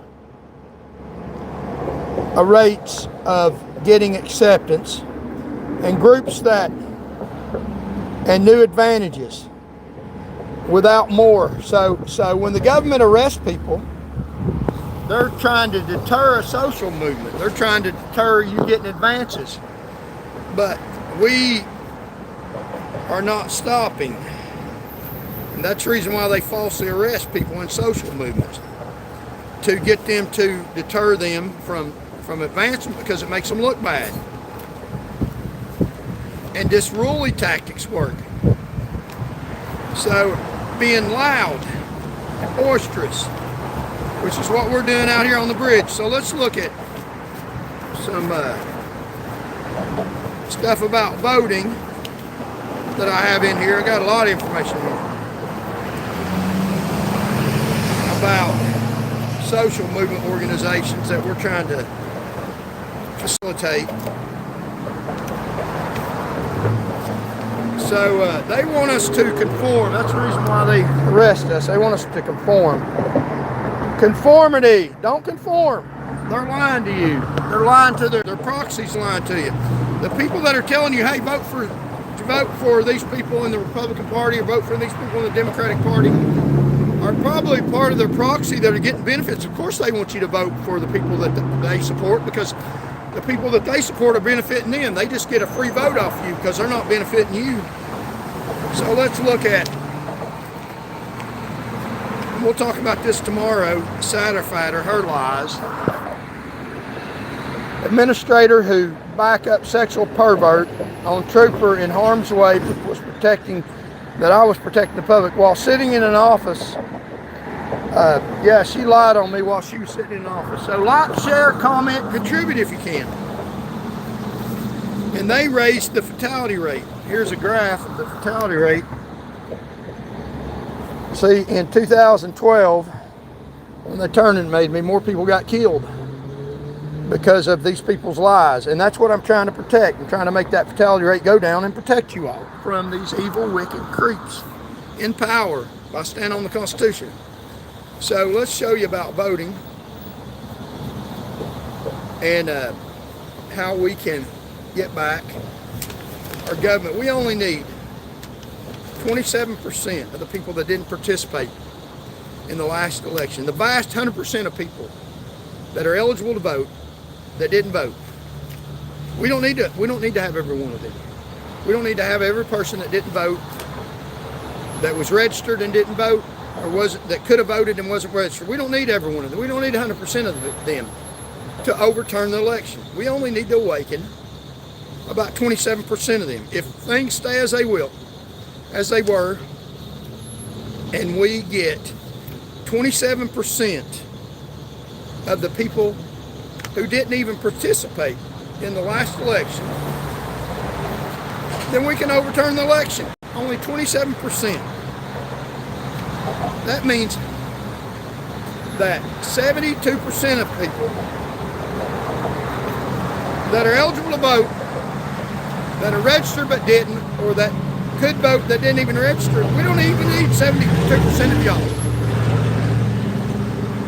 You could stay at home, which I hope you don't, because we don't know which part of the 27% we need to get.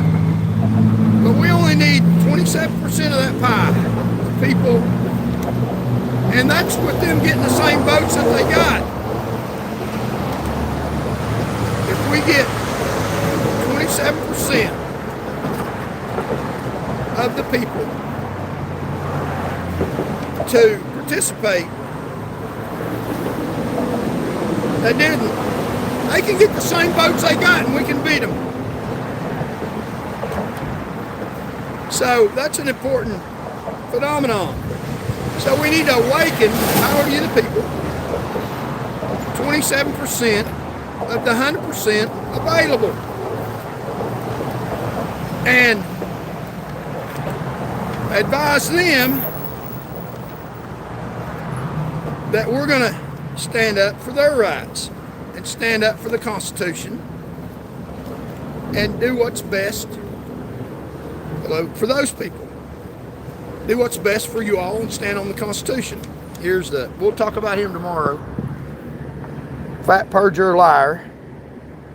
So like, share, comment, contribute. We might stay on there a long time to get the views up. Here's another picture of him. Piece of shit. Views always go up when I talk about these people. So if we get a small percentage of people, and we're going to show you this tomorrow, maybe tomorrow or Friday, about Mr. Trott and his possibly criminal activity that he covered up. And here's the people you're voting in office.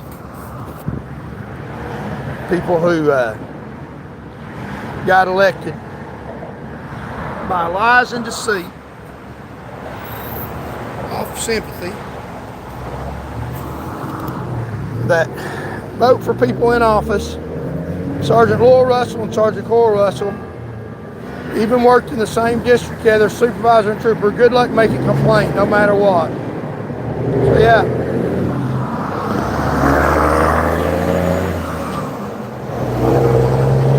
And this is just my personal opinion.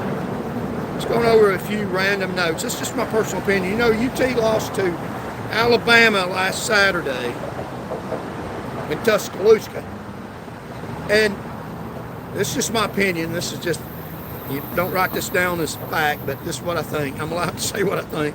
You can put as much weight on this as you think. Don't put as much weight on this as I do the other stuff I say.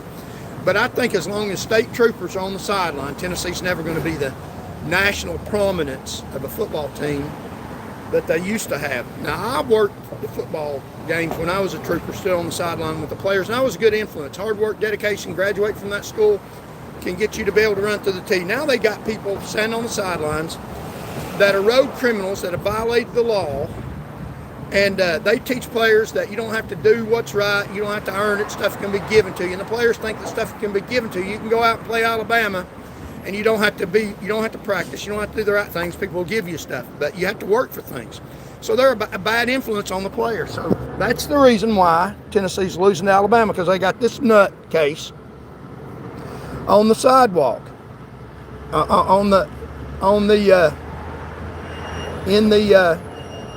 got this nutcase standing on the sidelines, and he is bad for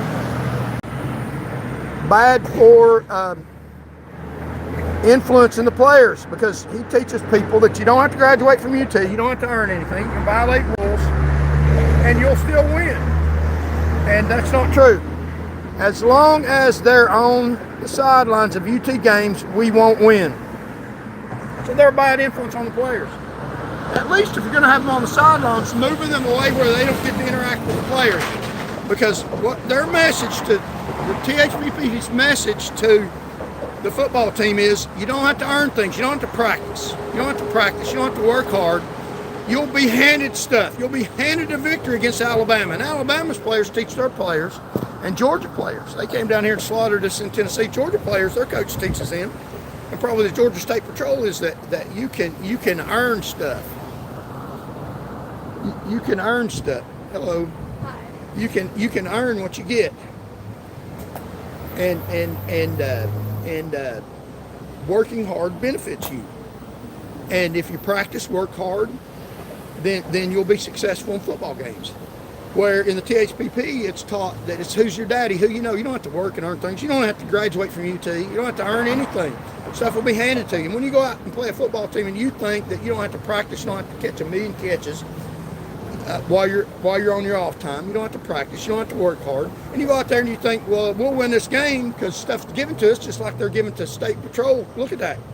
Sergeant, captain, he's got stuff and he don't deserve it, didn't even graduate from college, didn't even go to the school, and so we don't have to practice. Then you go in football games where you have Georgia, that they teach their players, you got to hit hard in practice, you got to catch a million passes, and then when you catch a million passes in practice, you can get on the field, and it's automatic. But Tennessee players are taught, influenced by THPP, that you don't have to practice, you don't have to work hard at things. Stuff's given to you. Look at me, I got these sergeant straps, didn't do a damn thing, didn't arrest more people on the roads, didn't do anything. My daddy was a former colonel, former captain, former so-and-so. Stuff's handed to you, don't work things. And you get on the football field with where the rubber meets the road, and you play some people who have practiced and know that it takes hard work and dedication to have stuff, and stuff's not given to you, then you get your ass handed to you. So as long as we have these troopers on the sideline of Tennessee football games, you can copy this soon all over the world. As long as we have that disgusting hat on the sideline with these disgusting do-nothing people that raise the fatality rate, stand on the sideline, and giving that influence to UT football players, it ain't the coach. It's a bad influence on the sidelines. The least we can do is stop these state troopers from interacting with the football team, and the coach should tell the football team, hey, these troopers, this is not a good organization. Now, we got to have them here. The governor says we have to. They're political appointees. But that's not how you be successful. Don't listen to them. They had stuff given to them. When you get out there on the football team playing another state, these other football players didn't have stuff given to them. They're going to hit you real hard. Their daddy don't play for the football team. They earn stuff.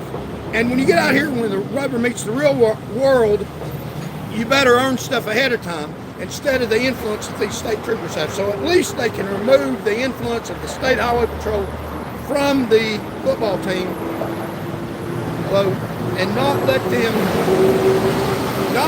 them be close to the football team, because as long as they got that influence on the football team, do nothing and you'll succeed. Look at me, like the State Highway Patrol, they're going to lose every damn time. That's just my personal opinion.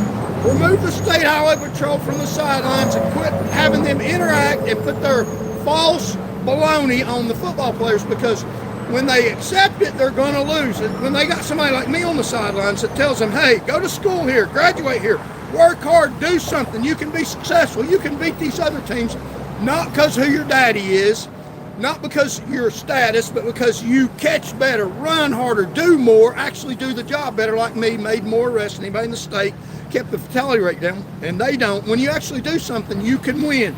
If you keep listening to these dirty, worthless liars, you're going to keep getting beat by these people. And I'm just saying, look at the football team. They're never going to be very successful until we remove the bad influence of THPP from the sidelines. Now, that's just my personal opinion. Like, share, comment, and subscribe. But remove THPP from the sidelines. Teach them that you don't get somewhere in real life, real competition, by being nothing and nobody and thugs and who your daddy is. You get somewhere on the sidelines. You get somewhere at football games by practicing and working hard during practice. And doesn't matter who your damn daddy is. Now, like, look at this guy. Spent his career behind a desk. The colonel made all the way to colonel, yelling profanity at some new recruits without politics or family and state government. So he literally is, they let him teach a class at UT. These people have infiltrated our football team, and their philosophies of do nothing and succeed have infiltrated our football team. And when we go up against people in other states that teach their football team to do right and you will succeed, and play hard and practice and work and earn what you get, then we will have a successful football team. But we have bad influence on the sidelines. Look at this daddy giving his son, he didn't earn this position. His daddy, who was captain, had it given to him, and he's given that to him. But if he were against the Georgia State Patrol, he'd get his ass beat. When we play the Georgia State football team, Georgia Bulldogs, their daddy didn't give them that patch. They earned it. He didn't earn shit.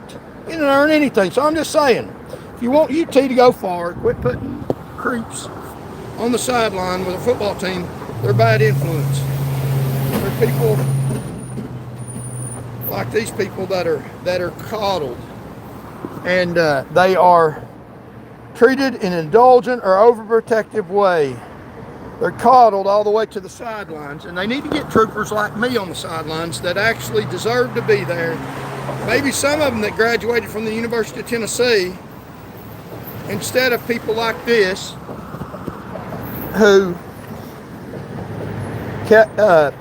he was a captain and his son is now a sergeant, where they promote people based on who's their daddy, because you can't win football teams based on who's your daddy.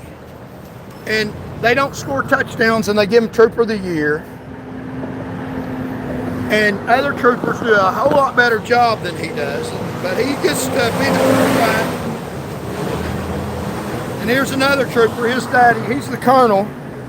Daddy sissy boy gave him top THP job. He was class protected by daddy to not get sprayed with chemical spray. He was the only class. THPP Matt Perry. So these are people in power in state government. Now, he got handed the job. If he was on the UT football team, he'd be handed the quarterback position, although he can't throw because his daddy is. But Georgia has players on their football team that can throw. Their daddy wasn't over the Georgia State football team, and they got players on there based on their ability to throw. We got players on our football team that are getting the influence that it doesn't matter if you can throw, it's who's your daddy. And when you get on the field with a real football team, you get crushed because other states don't run that way, Tennessee. So get these thugs off our sidelines. At least make sure that they don't have influence with our football team. At least have the coach mention that that's not how you get somewhere. They got stuff handed to them because of rogue elections and people in power. But we're not going to win football teams against other states with these crooked people in power. You got to earn what you get. Where the rubber meets the road in these real elections, in these real football games with real people. So let's look at this before we go. Being hopeful is more important than being realistic, for reality is colored by our perceptions, opinions, and the ever fragile human emotions. But hope has the power to elevate us. Hope turns our eye away from the visible and allows us to see the miracle that we need while it is still far off. So we need to hope, more important than reality, because it's covered by our perceptions. So we're going to walk a little bit towards the city county building and hold our little sign here. Thank y'all for joining me. We're not done yet, so hang on. We might still get arrested because we're gonna go where the power people are, not because they know how to throw a football, because they don't know how to throw a football. They got quarterback position because of who their daddy is, and that's why they lose. So we'll walk down here by the city county building, maybe by the entrance to the garages, where these road judges can know that we're still out here facilitating this social movement. Thank y'all for joining. God bless you all, I pray. And like, share, comment. Let me read some of the comments. And we may be back on here tomorrow morning. We may not. You know, I do what I want to do. And go where I want to go, and say what I want to say, subject to civil laws, but I don't violate any civil laws. The stuff I say is true. So we're going to go down here and maybe do a little protest today at the city county building. Actually, we are the government. They're the protesters. The judges sitting on their benches are facilitating lies. They're liars, and they know who I am, and they sue me in their courtrooms falsely. I'll proclaim to be the leader of the free world, the protector of the Constitution, power to you, the people movement. So let's see who we got in here. So yeah, we got a few more views now. Share, like, and sub kitty. Well, are you in Charlton? No, I'm in Knoxville, Tennessee. Rudy Jurin said, hello. I'm not from China, but I study Chinese. Okay, whatever that means. Astro Friend 2 said hi, hello. Hello, guys. Hello from China. Hello, China. Miss Keeley day yesterday. Hi, hey, how was your day yesterday? Pretty damn good. Charlie, do you know Future Man from Tennessee? No, I don't know him. Should I? So, Google, is C. Van Morgan an idiot? Absolutely. Okay. Michael, go Blue. No, go Vols. And hey, brother, good morning. Yeah, okay. Girl, 2 p.m. here. Can you watch? Okay. So, look at some of the comments. We're going to go down here to the city county building and hang on, or at least close. We may get arrested today for holding a sign that says, power to you, the people movement. Imagine that, freedom of speech. So we'll keep y'all on here. Y'all want to see me get arrested for holding a sign on a public sidewalk in America? That won't happen. This is America. That won't. Yeah, let's see. Let's see if it happens. Live YouTube live. We've got a sign here. Paid for by Charles Van Morgan. Live now. Subscribe. Yeah. Power to you, the people. And there's my YouTube channel. Text vote. So that's what we're about, vote. And yeah, this sign we got, nothing wrong with this sign, but people know who I am down here in Knoxville because because I've stood up for the Constitution, lowered the fatality rate single-handed. And they don't like me out here spreading the message of how crooked they are, and they're very crooked. This city county building is a cesspool of sickness, a hellhole that has got rapists and rogue attorneys and rogue judges and some sick people that are protected by your tax money. Your tax money makes sure that they continue their deterioration of your society, and they have lied to you long enough. We need to vote them out of office. So we'll walk down here beside some of the entrances to the city county building and fund the movement. This is dangerous for me to do this. And fund the movement and help us to win elections, and help us to protect the Constitution from these sick people. These are some sick people. I'm telling you, they're sick. They're nasty and dirty, thuggish people. The worst people in the city of Knoxville work right here at the city county building. Dirty lawyers that are given law licenses by the dirty board of law examiners. They won't let good people like me practice law, so I'm practicing law out on the sidewalk, not in the sense that I'm representing any individual client and breaking the law, but I'm representing you, the people. I'm representing the Constitution. And well, they know we're out here.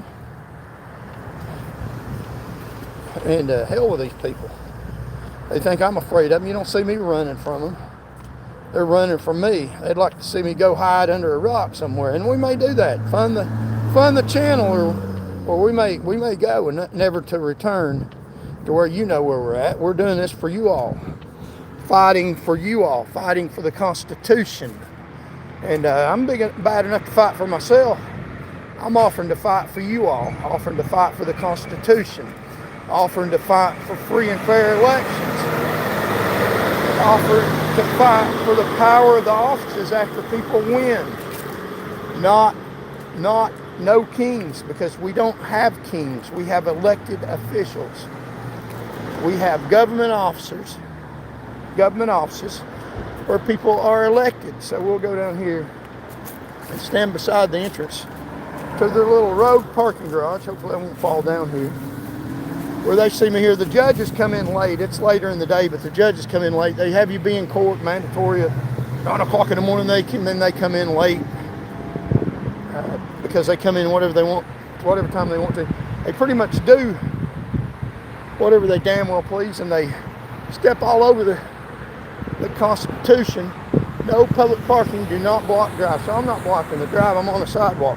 So this is where these dirty judges come in. They come in here, they got homeless people hidden out right there. So like, share, comment. We've got 29 people on it. So only 29 people want to see me arrested. That's where we were up on there on the Henley Street Bridge. And now we're down here by the city county building. Beautiful, beautiful day, beautiful view. And we got this sign here, live now, paid for by Charles Van Morgan. And power to you, the people. And broadcasting live. So like, share, comment, so these dirty judges can see us walking in here while they're driving in here.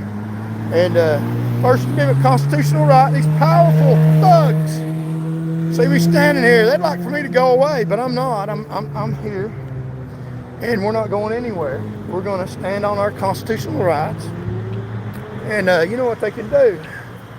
So a bunch of dirty thugs. So we're not blocking the system. It says these facilities only provide a parking space. That this facility does not provide safekeeping for a vehicle or its contents. Yeah. So they got a parking garage that only government vehicles can park in. Government people and judges park in for free.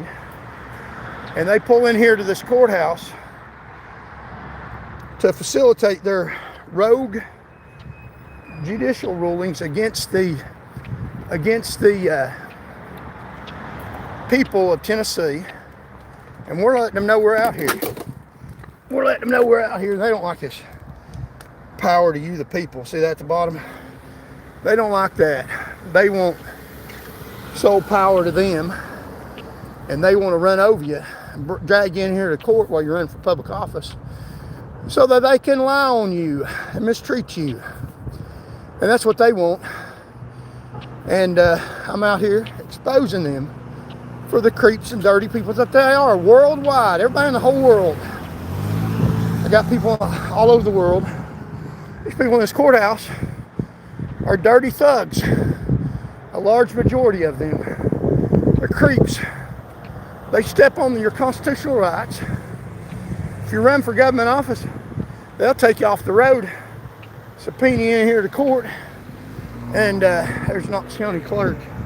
Yeah, they got other people that take your tax money, fine you illegitimately. So right here at the road courthouse, where they got thieves and criminals. See, we're not hiding behind a desk. We're out here up close and personal,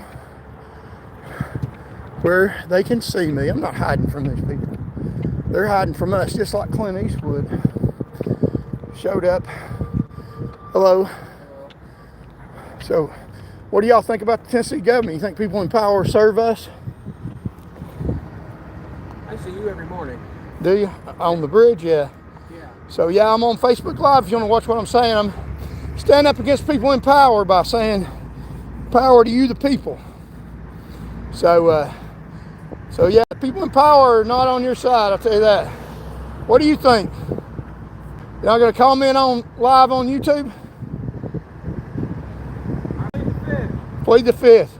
They won't let you plead the fifth. They'll beat it out of you. So yeah, okay. All right. Smart move. So yeah, plead the fifth. So we're out here in public holding our sign, not hidden behind a desk like they are. See, they hide up there in that courthouse protected by taxpayer money, protected by armed police, armed security, and connive and lie and cheat and rob and rape in that courthouse. It was a rape by a judge. And step all over the Constitution, but we can't get to them because they've died to you and won elections, and we shouldn't hurt them. I'm not advocating hurting them. I'm advocating voting them out. But they're up there and they're committing crimes, some of them violent crimes, against the public. And if you try to stop them, a policeman will shoot you. If you peacefully try to say, no, you're not raping this woman. No, you're not stealing drugs off people that come in your courtroom, going to the house. And if you try to stop that, a policeman will try to kill you for protecting the public peace. So it's a little bit mixed up, isn't it? That the government's supposed to protect you, but the government's involved in crime. The government in Tennessee is a criminal syndicate that only allows lawyers that will protect a criminal syndicate. And that's a fact. And I said it, you can replay it. The government in the state of Tennessee is a criminal syndicate. They're set up for the power elite and commit crimes to facilitate their power, to facilitate their falsehoods. So we'll go down here to where we have signs up to the county building, and something happens to me. You know who did it. You don't look for some rogue street criminal. It'll be a suit criminal. It'll be somebody in government power that tries to stop us, to shut us down, and tries to keep us from putting out the truth. So we're down here at the city county building. So like, share, comment, spread the message, contribute if you can. Keep this movement going. We will print information and put it out about people in government power, how crooked these people are, how dirty they are, how useless and worthless they are. And we need to band together and vote them out of office. And we can do that. There's hope we can do that. If a movement can and dirty looks. Yeah, you're ugly, fella. So let's close up with him. Yeah, get what he is. Yeah, there you go. You gotta. Yeah, okay. So if you believe in the Constitution, then stand up for power to you, the people movement. Yeah, there you go. They don't like me being out here exercising my First Amendment rights. So yeah, vote against the tax increase, and vote against Vote against, so they took my signs down. Let's put some more up. Vote against the people that are trying to raise your taxes. Yeah, they took my sign down. So we'll put another one up. So yeah, vote. And we'll put another one up. They tore my signs down here at the city county building. And that's the biggest bunch of baloney. So here is on one side of the road is a former THP Lieutenant Lion Larry French, who lied in a document sent to the government, but that's okay with them. If you lie and you're part of the government and facilitate their interests, then they let you do that. If you're, and another lieutenant over here, captain over here, that lies for the government, gets his son promoted, and stands up for the establishment, and facilitates the rogue lies, then they get a job after they retire working for the government, after they already have plenty of money, and their sons and friends and relatives get promoted to positions of power, even though they don't deserve it. And so yeah, this is down here in the scourge on Tennessee is the people in government power. So let's see. Can you watch? Yeah. Okay. I ain't forgetting about it. So yeah. So like, share, comment, and subscribe. And here's who we are endorsing, because I'm not a sore loser. And this is who I'm endorsing is Becky Jones. So I would suggest to you that you vote for Becky Jones. Let's see if they got my sign in here, see if they've taken my sign down. They probably have, I don't know. So yeah, vote for Becky Jones. She is the best candidate that will stand up for your constitutional rights. And let's see. So yeah, Jehovah's Witness. An end to war, Al, yeah. Jehovah's Witness, that's a false religion. So they're out here peddling their false stuff every day. They don't believe that Jesus Christ is the virgin born of a son of God, and they think he's yeah, I can't. That's a false religion. They're out here every day spreading a false religion, and that's about crooked as hell. And so yeah, they're out here spreading falseness. We're out here spreading the truth, the love of Jesus Christ, the only begotten Son of God, and that's the truth about things. So, but Jehovah's Witnesses have gotten cases through the court system that protect First Amendment rights because they're so aggressive in their perpetrating false religion, that because Satan's the prince of power of this world, that they have been to the Supreme Court, which they have the right to spread their false religion. You have the right to know the truth about it. And they have gotten cases through the Supreme Court that gives people the right to spread whatever message you want to. And we have the right to spread the truth of Jesus Christ, also spread the truth of Power to You, the People movement. So like, share, comment, contribute if you can. We're out here on Main Street, live, not hiding behind a desk.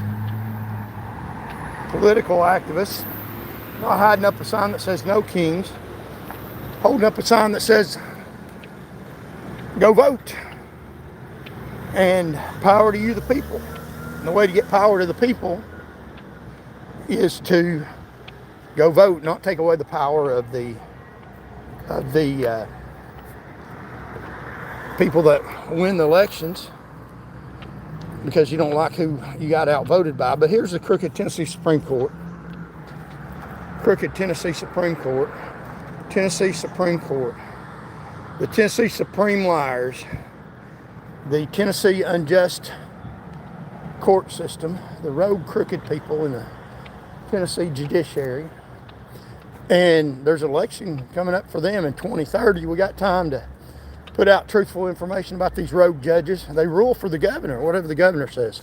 The governor says trample over the Constitution, step over soldiers' blood and bodies that have died to protect our First Amendment, Second Amendment, our Fourth Amendment rights that give us protection from the government. You don't have to honor the rights of citizens that protect them from us. We're not gonna have any protection. We're gonna say that we're the most protected state, and we honor the Tennessee Constitution. We have more rights than the federal Constitution, which they lie about that, because they don't even honor the Constitution. They don't give you your First Amendment rights. They don't give you the right to run for office unless you're a billionaire. I was put in jail. Look at me. People saying, look on Google. Yeah, I read Google where I was put in jail they lie, for running for public office without being a billionaire. That's why I got put in jail.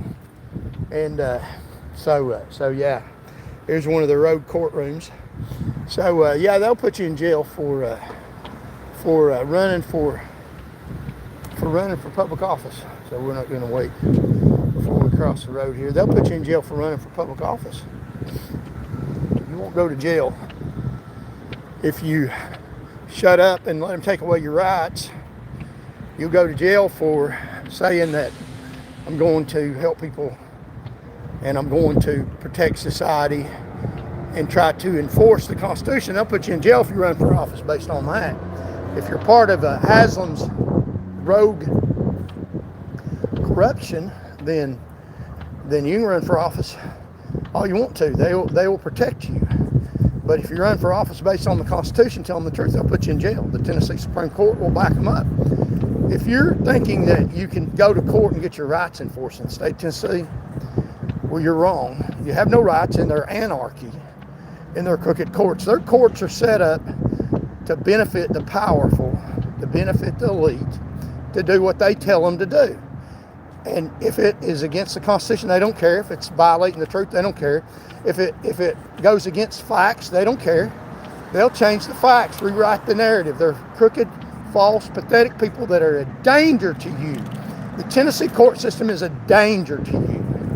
They will cause you harm, death, and killing is what the Tennessee court system will do. And I'm not advocating to do what they do. They're violent people. I'm advocating to vote their asses out of office at the polls. Go vote. And we may run, I don't know. We'll see if we run in 2026. I haven't made up my mind yet. We'll see if we have the resources available.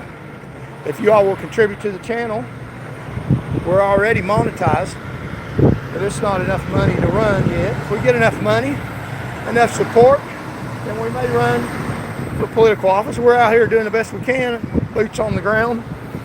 Have our sign, power to you the people, and watch our YouTube channel, showing people we're live now, and we're trying to drum up support for the social movement that is power to you the people, that stands for voting. We're going to the polls and voting. If I run, vote for me. If I don't run, I'll suggest to you who you should vote for. Somebody that will endorse the Constitution of the United States of America, that will vote these rogue judges that lie in their court rulings out of office. You won't hear this anywhere else. But from Charles Van Morgan, unbridled. I don't make my living off their crooked court system. Thank the good Lord in heaven. I make my living off hard work and dedication, and by working hard and earning what I earn. And I've built up this channel enough to be monetized and to get a message out worldwide, and even got the rogue people in government power listening to me.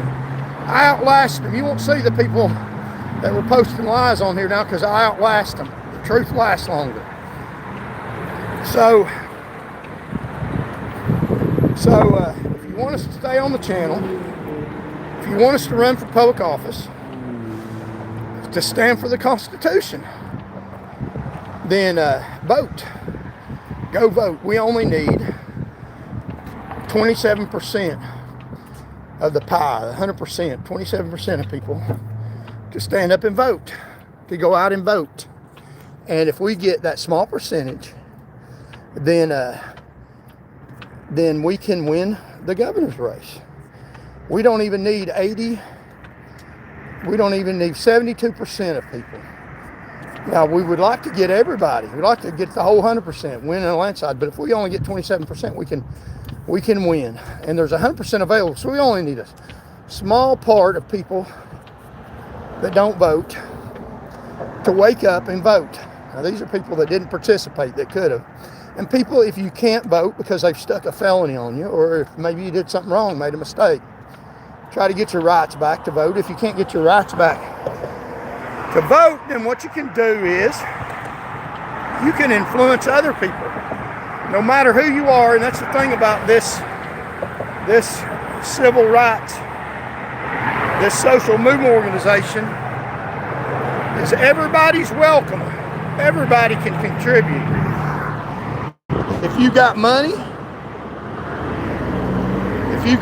you can contribute. Still see a dollar sign there where somebody wants to send a super chat. We sure would appreciate it. Give us encouragement, although we'll go on faith for now.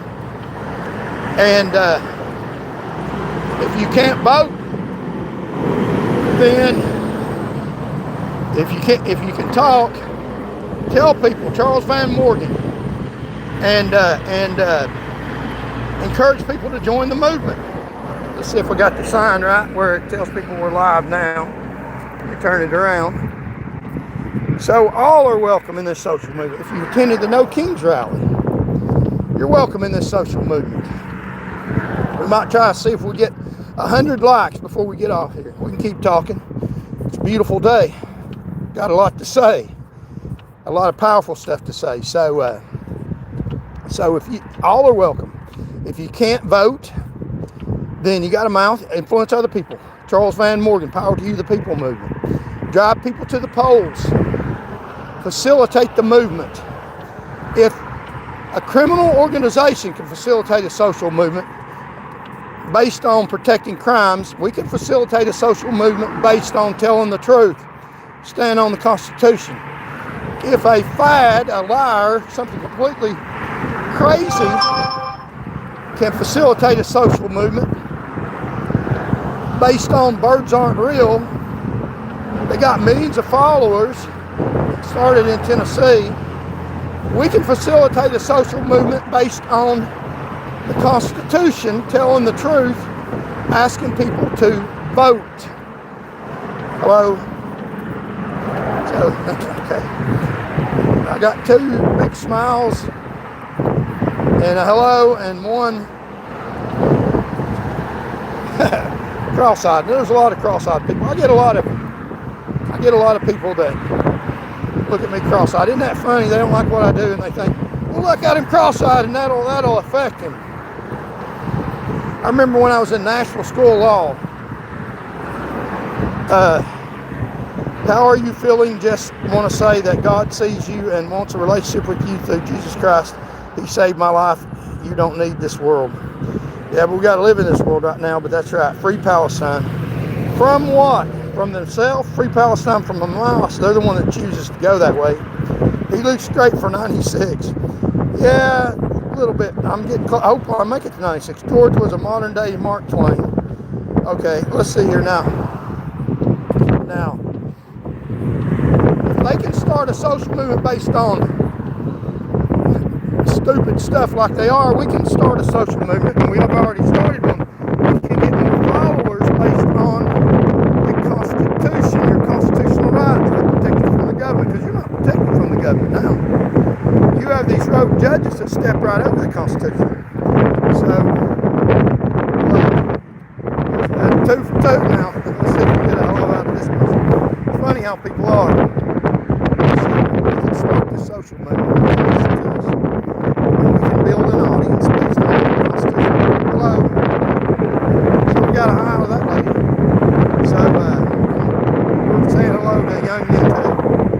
We say hello to everybody. We want to be part of this social movement that protects their constitutional rights.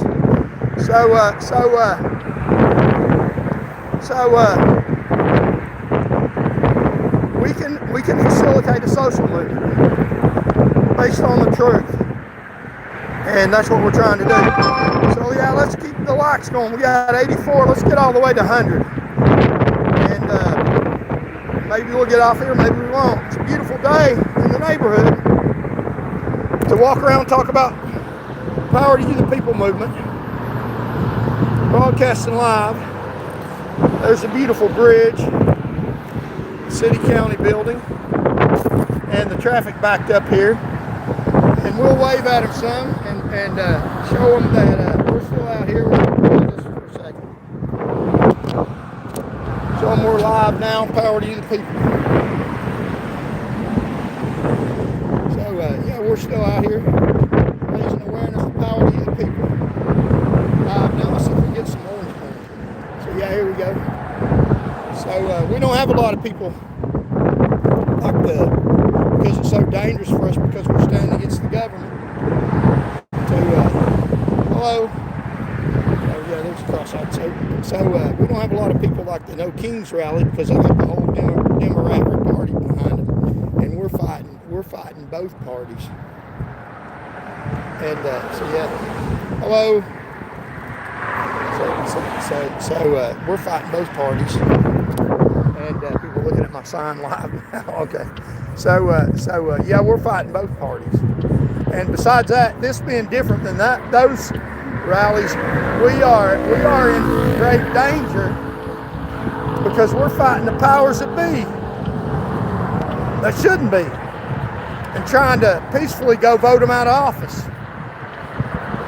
And out here, boots on the ground, or I should say tennis shoes on the ground, fighting people in government power that shouldn't be, in harm's way. This is a fight right here. This is like being in a battle, being in a war that we're fighting justifiably. We're obeying the Geneva Convention. It's a fight about voting, not their kind of dangerous, violent fight, where they get you in that dirty courthouse and rape, rob, murder, and steal, and do heinous things to you. So we're out here, boots on the ground. And I had a guy when I went to National School of Law. He's an attorney now. He's one of their flunkies. And a professor in the law school. And he was actually one of the best ones. But for the most part, bought and paid for. But he was having a jury trial about I'm not going to say his name, I'm not going to hang him out, because he just made a mistake. But you don't pin your mistakes on me. I won't allow you to do that. I'll stand up for what's right. But he was having a jury trial when I was in his class. And he was a judge, a sitting judge, and he also taught the class. That's one thing that's better about National School of Law. You have actual sitting judges that show you how the crap is really done. So you get a behind the scenes look at the dirtiness. We need to vote these judges out of office.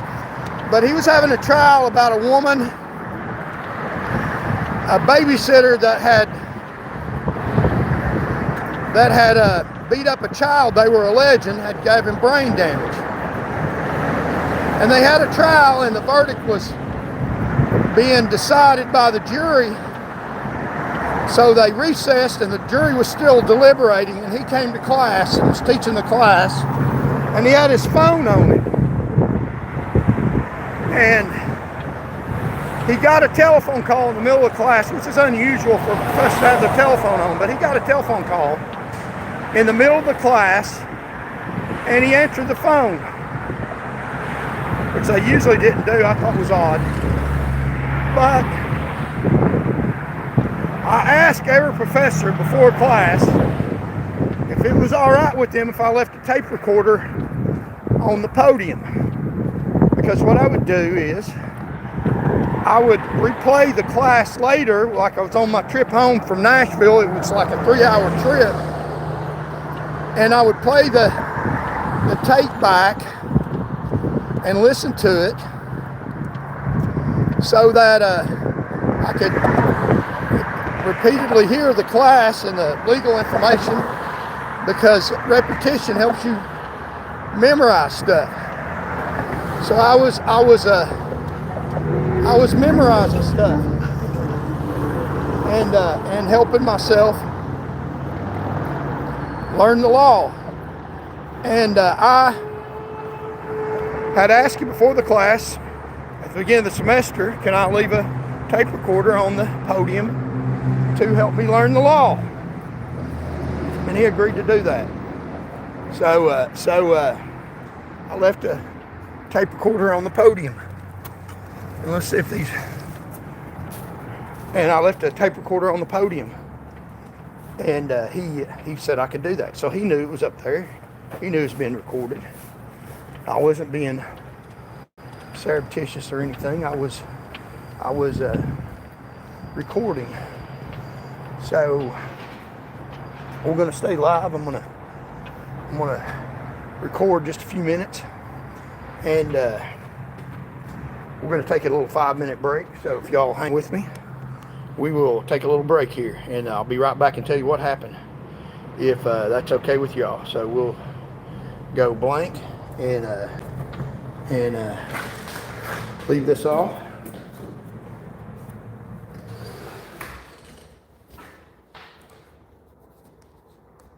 So here we are, live again.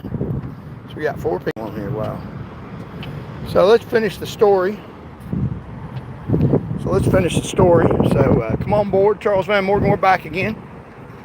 So what happened is that the professor was answered his phone. So Charles Van Morgan in the morning, come on board. He answered his phone, and you couldn't hear what the other caller was saying in the audience. So hit the share and like button, but you could hear. You couldn't hear, but he was talking to somebody on the phone in the middle of class. And he knew I had the tape up there, but the tape could pick up what he was saying, and could pick up what the lady on the phone was saying to him. So the jury was deliberating, and he went to class and teaching the class. So I didn't know what happened, and he said, "Well, okay." And he asked her what it was, and he didn't know what was going on. But then what happened is, at the end of class, we didn't know what happened. All we knew is that the professor had answered a telephone call. And so what happened is,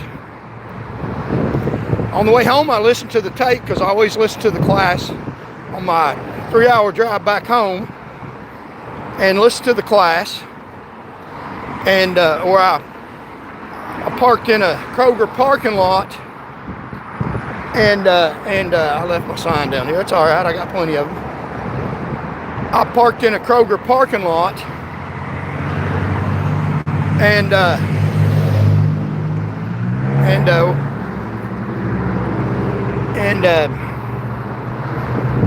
probably ought to get it. I parked in a Kroger parking lot, and listened to slept in my van in the parking lot, and I re-listened to go to class the next day, and I re-listened to the videotape of the class to learn the law. You know, repetition, you learn the law. That's how come I was able to pass the bar exam. And listened to the class, and read my notes and memorized it. Sometimes I listen to the video of the class. A couple times I still got the video of the classes. And so when I was listening to the video, my tape recorder was up on the desk, and it picked up what the lady was saying to him. You couldn't hear in the audience, but it was right there by his phone, and the tape recorder was on that he knew was there. So he knew the tape recorder was up there. I guess he forgot, and it picked up what the lady was saying to him. The lady was telling him what the verdict was. They're reading the verdict outside of court, and so she told him that the lady was found guilty in a court of law. The lady was found guilty of abusing a child, and she told him that over the phone. It wasn't read in open court or anything because he asked her. And you could hear that on the video recording. So a sitting judge answered the phone. I was in class, and he didn't know that everybody else couldn't hear it, but my tape recorder picked it up. But I asked him ahead of time. So the next day in class, real interesting, next day in class, and let's keep getting the likes and shares and contribute. So the next day in class, and what I'm getting to you is about why somebody looked at me cross-eyed, which, that hurt my feelings. Now, he's a lawyer, cross-eyed lawyer in the state of Tennessee. And, but anyway, so we're in class the next week, and he asked, does anybody know what the verdict was in that hearing? And I raised my hand, yeah, and I said, she got found guilty. And he said, how'd you know? And I said, well, because I heard it on the tape. She told you while you were in class when you answered your phone. And he said, well, I'd be careful about that, like I did something wrong. And I was like, be careful about that. I said, I didn't. Be careful about what? I said, I asked you to put my phone up there. I mean, my tape recorder up there. You know it was being recorded. I didn't do anything wrong. Be careful about what? Because he didn't want people to know that he had had the verdict read to him outside of court on the phone while he was teaching class. It should have been read in open court instead of to him on the phone in the class reading the verdict. You know, they're in an envelope and they act like they read in class. They know the verdict ahead of time. They know what the verdict is. They haven't told what the verdict is as soon as it comes out. And they go in class and set up that little fake form where they say, has the verdict been? And they read the verdict. They open an envelope like it's sealed and they read the verdict. They already know what the verdicts are. They already know what they are ahead of time. They've been told. It's just a show that we don't know what it is. We're reading it in open court. Find out when the public finds out. No, they don't. They get calls on the phone. Judges, what's the verdict? Oh, guilty. So when they go in court, they act like, we don't know what the verdict is. Yeah, they do. They were told on the phone.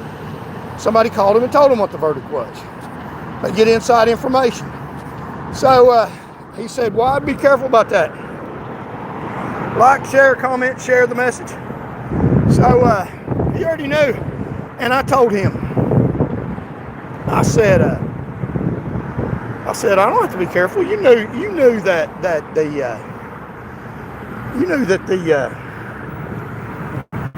my phone was there. I mean, my recorder was there. You knew that. Why should I have to be careful? And he didn't say. He said, well, all I'm saying is he tried to back up then. I didn't argue with him, but I didn't have nothing to feel bad about. He asked if anybody knew what the verdict was, and I said, yeah, she's guilty. And he asked me how I knew. And I said, because I heard the lady on the phone tell you that. So they don't want me saying that. I'd be careful about that. Be careful about telling the truth. So that's how he knew. That's how I knew.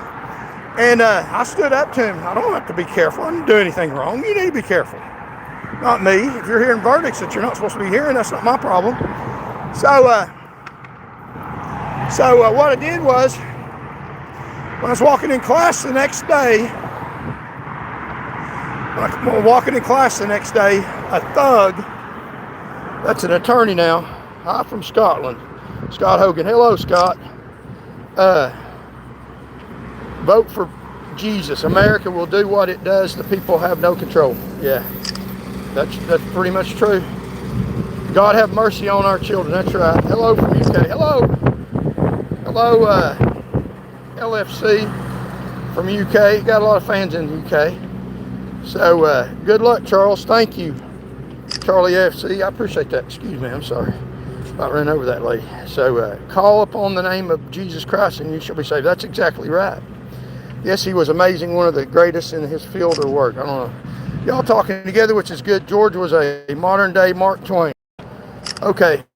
So the next day when I was walking in class, like, share, and comment, and contribute if you can. If you can't contribute, let's get over 100 likes. Let's set a record and help the YouTube increase the algorithm for Power to You the People movement, and for a position of standing on the Constitution and getting people to vote. Vote. Don't say no kings. We don't have kings. It's frivolous. Say go vote. So when I was walking in class the next week after that, after the professor got mad at me for asking me a question and me answering it, because he said, how'd you know, he asked in class, do y'all know what the verdict is? I raised my hand. He said, what was the verdict? I said, she's found guilty. He said, how'd you know that? I said, well, because I heard the lady tell you on the phone when you were in class last week. It was on the recording. So I'd be careful about that, because he shouldn't have heard it before he was opened in court, chastising me for his mistake, because judges know the verdict ahead of time. I've seen it in real live action. He did. And when you see them on television and they read the verdicts and the judge acts dumb, he knows what the verdict is. He heard them. They've told him ahead of time. It's a rigged system. And that was actually a good judge.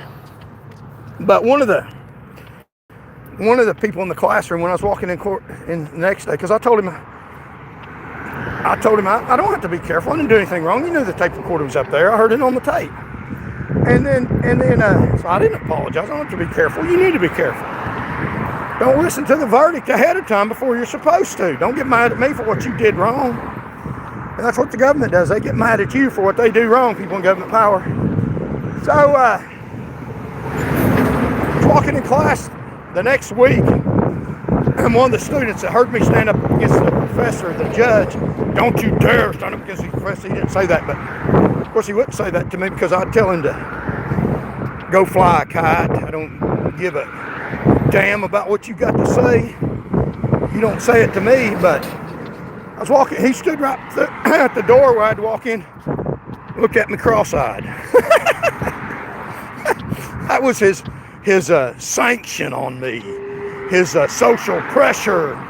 You go against the judge, we will socially pressure you and look at you cross-eyed. And you got to honor these judges and their wrong, cover up their wrong. So, and he's an attorney now in the state of Tennessee.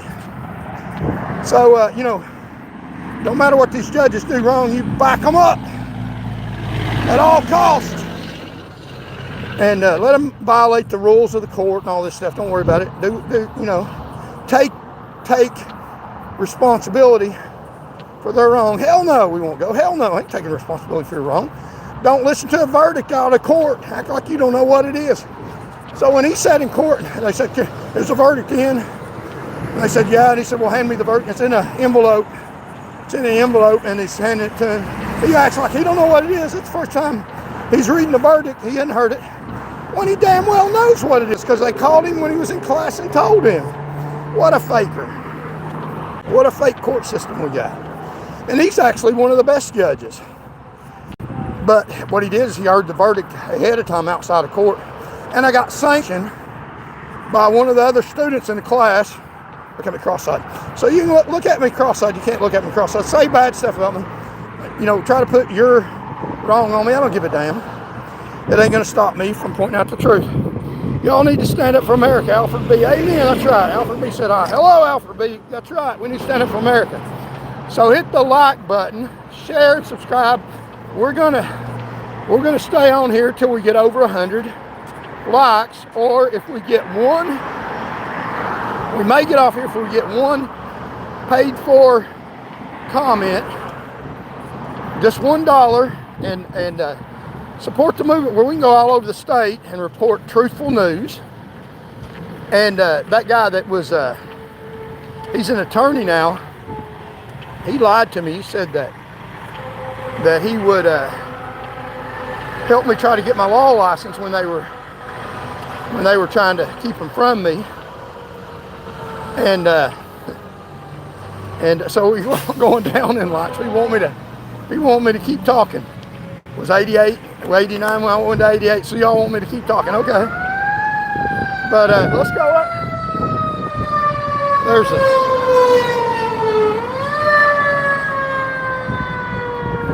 the Knoxville Fire Department. So let's see what time it is now. It is 9:50, almost 10 o'clock. So we've been on here almost 3 hours, a 3-hour tour. So yeah, we were like Gilligan's Island, a 3-hour tour. And the road is rocky. If it's not for the courage of the fearless man, the state of Tennessee would be lost. Yeah, but we're standing and fighting for what's right.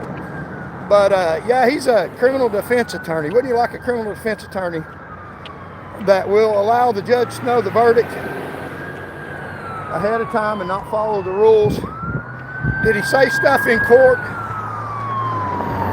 And there's an ambulance. And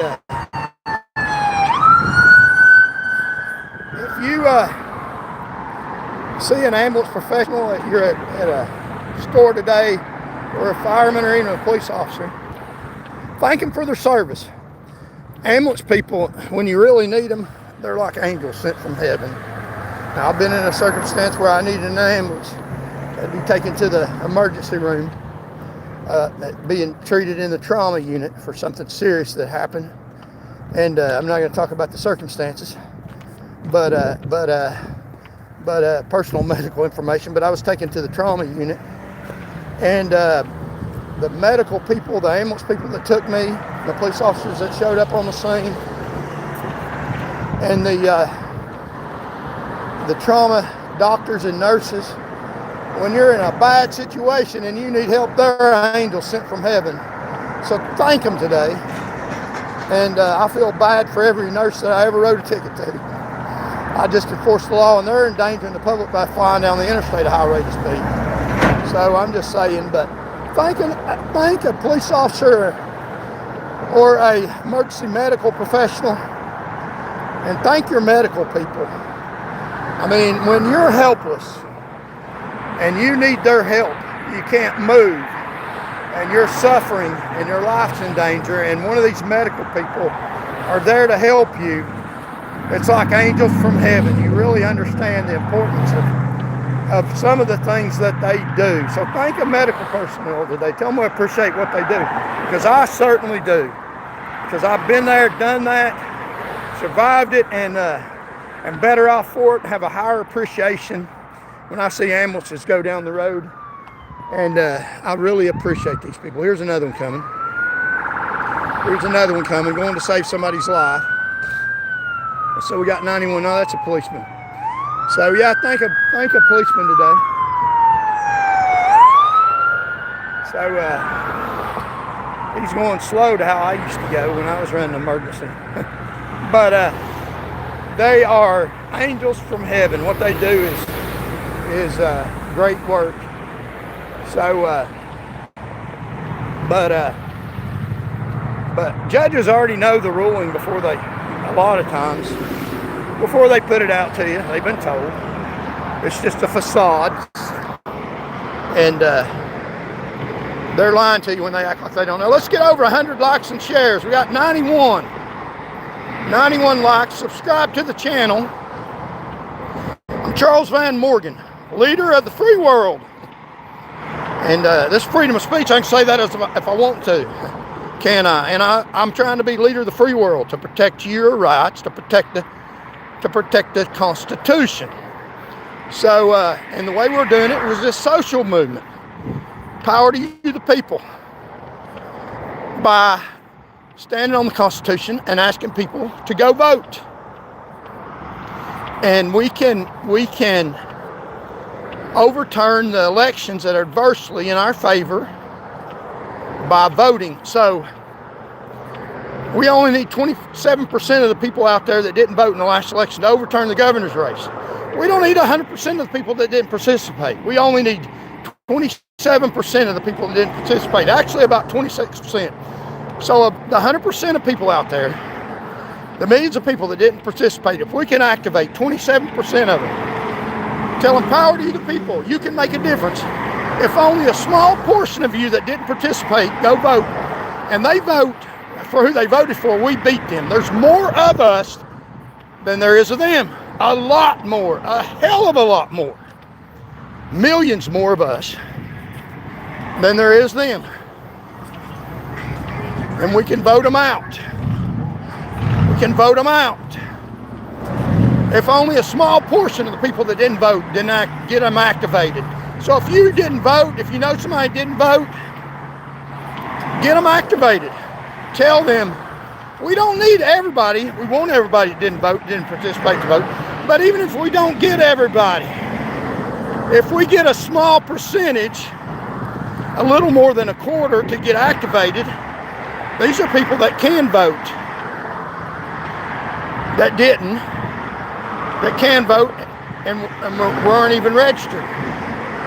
These are just people that can vote. If we get a small percentage activated, then we can overturn the governor's race in our favor. It doesn't matter if they have the same people that show up to vote for their proxy. We can outnumber them. If the same people vote for Governor Lee again, vote for the next person that they decide that they want to be the leader because of their benefits, we win. If we only get 27%, if we get 100%, we win in a huge landslide. So there's hope. Only a small amount of people can overturn this atrocity that's going on right now in this government, where the power elite are taxing you, starving you, lying to you, causing you and your families to get killed on Tennessee roadways, promoting people that lie for them, promoting people that are still in valor, have fake investigations that incriminate people falsely. If you get in a car wreck out here and they want to have you put in jail and you did nothing wrong, they'll have one of their state patrol officers and their whole internal affairs unit falsely incriminate you and put you in jail. That is the people that voted. That's what they voted for. Bro, you killed the strike team. Yeah. I wasn't a member of the strike team. So how'd I kill them? I haven't killed anybody. I did a 5K run today. Yeah, I've been out here for about 3 hours now. Power to you, the people. So only a small proportion. And now here's the good news. Here's the really good news. That's all good news. The good news is 27% of the people that didn't participate, that could have registered, are eligible to register that didn't, or that were registered but didn't vote. 27% of that huge 100% of people get them activated. That's the good news. And the other good news is if we can convince people through the truth that birds are real, that Governor Lee is a fake governor, that he's not a good man, if we can convince some of their voters that voted for him, some of the little over 1 million people that voted for him, to switch over and vote for the Constitution, if we can convince some of those people to switch over and vote for the Constitution, then we don't even need 27%. That 27% goes down to 26% of the people that didn't participate. If we can convince 10% of the people who voted for Governor Bill Lee to vote for us, then that puts it down to somewhere around, we only need about 15% of people, because it multiplies the number double, because it takes a vote away from them and puts it on your table, puts it in our favor. So it's really very exciting. The numbers don't lie. If we can get the message out to enough people to vote if you didn't.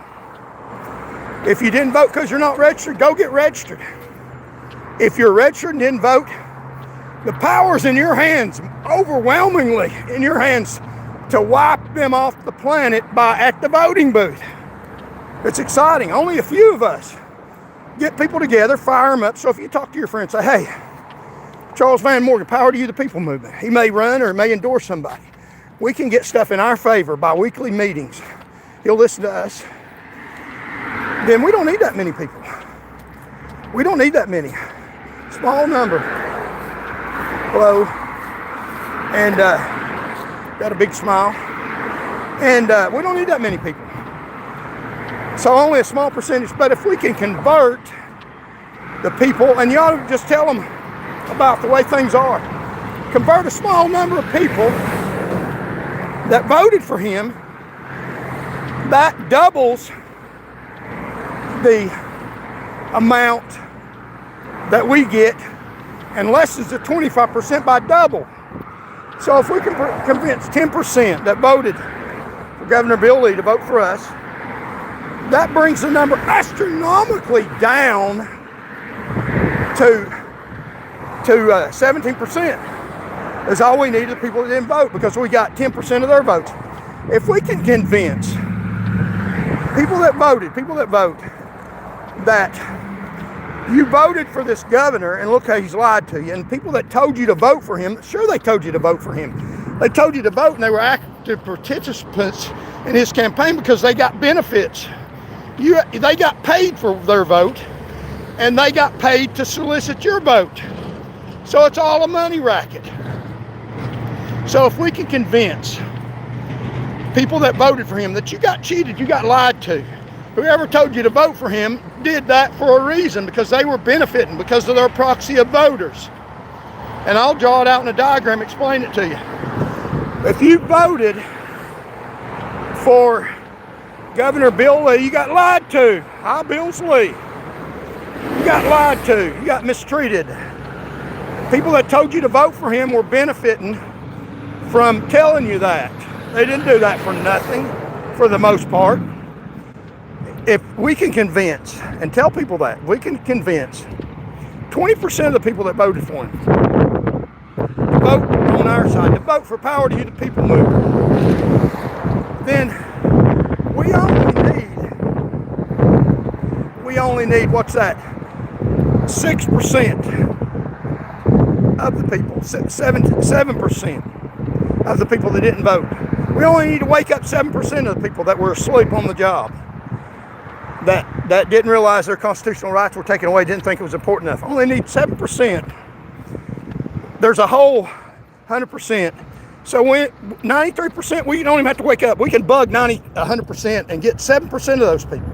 And then we win the election. So if we can convince 20% of the people, you shouldn't have voted for Lee. Look at the environment. Look at the way things are going in the state of Tennessee. That cuts down double the less we have to have. If we get 10%, it's like getting 20%. So if we get 10% of Governor Lee's vote, it's like getting 20%. So if we get 10% of Governor Lee's vote, we are just 10%. If we flip 10% of people that voted for him, say, listen, Power to You the People movement. Charles Van Morgan, either he's going to run or he's going to tell you who to run. He's going to tell you who to vote for, ask you who to vote for. If we can get 10% of those people, it's like getting 20% because it's double. It takes a vote away from them and gives it to us.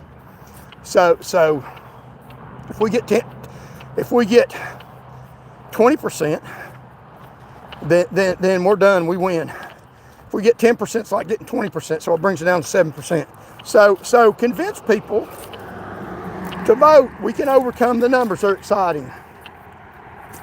It's only a small portion of people. Power to You the People movement.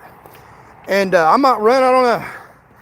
My other sign says Charles Van Morgan for governor, and it's got a question mark. So we got 95 likes. So let's get 100 likes, 5 more likes. And we'll have 100 likes per day. That's an astronomical amount of support from you people. If you can give $1, give $1. If you can give $100, give $100. I'm not registered as a candidate yet. I'm not declaring I'm running. So I don't have to report any contributions. You could literally give me $1 million right now, and I'd use it I'd use it to facilitate Power to You the People. But you could literally give me $1 million right now and help us win. And I don't have to report it to government officials other than income tax. So contribute. I'm not declaring I'm running. I may not. But you will be facilitating Power to You the People movement. And what you will be getting out of it is you will be getting, and if you can give $1 million, give $1 million. I know that's a lot to ask, but I'm trying to use the foot in the door tactic. If you can give $1, give $1. You're facilitating Power to You the People and getting your government in your favor. So we got 96. I only get 4 more likes and we'll have over 100 likes. So hit the like button. Show your support. If you can give $1, give $1, and also hit the like button. Subscribe. We are building a movement. Power to You the People. Beautiful day to walk around and get exercise and possibly run for public office. Facilitate Power to You the People. So thank y'all for joining me. We're not done yet. Hang on here just a minute longer. We got 97 likes.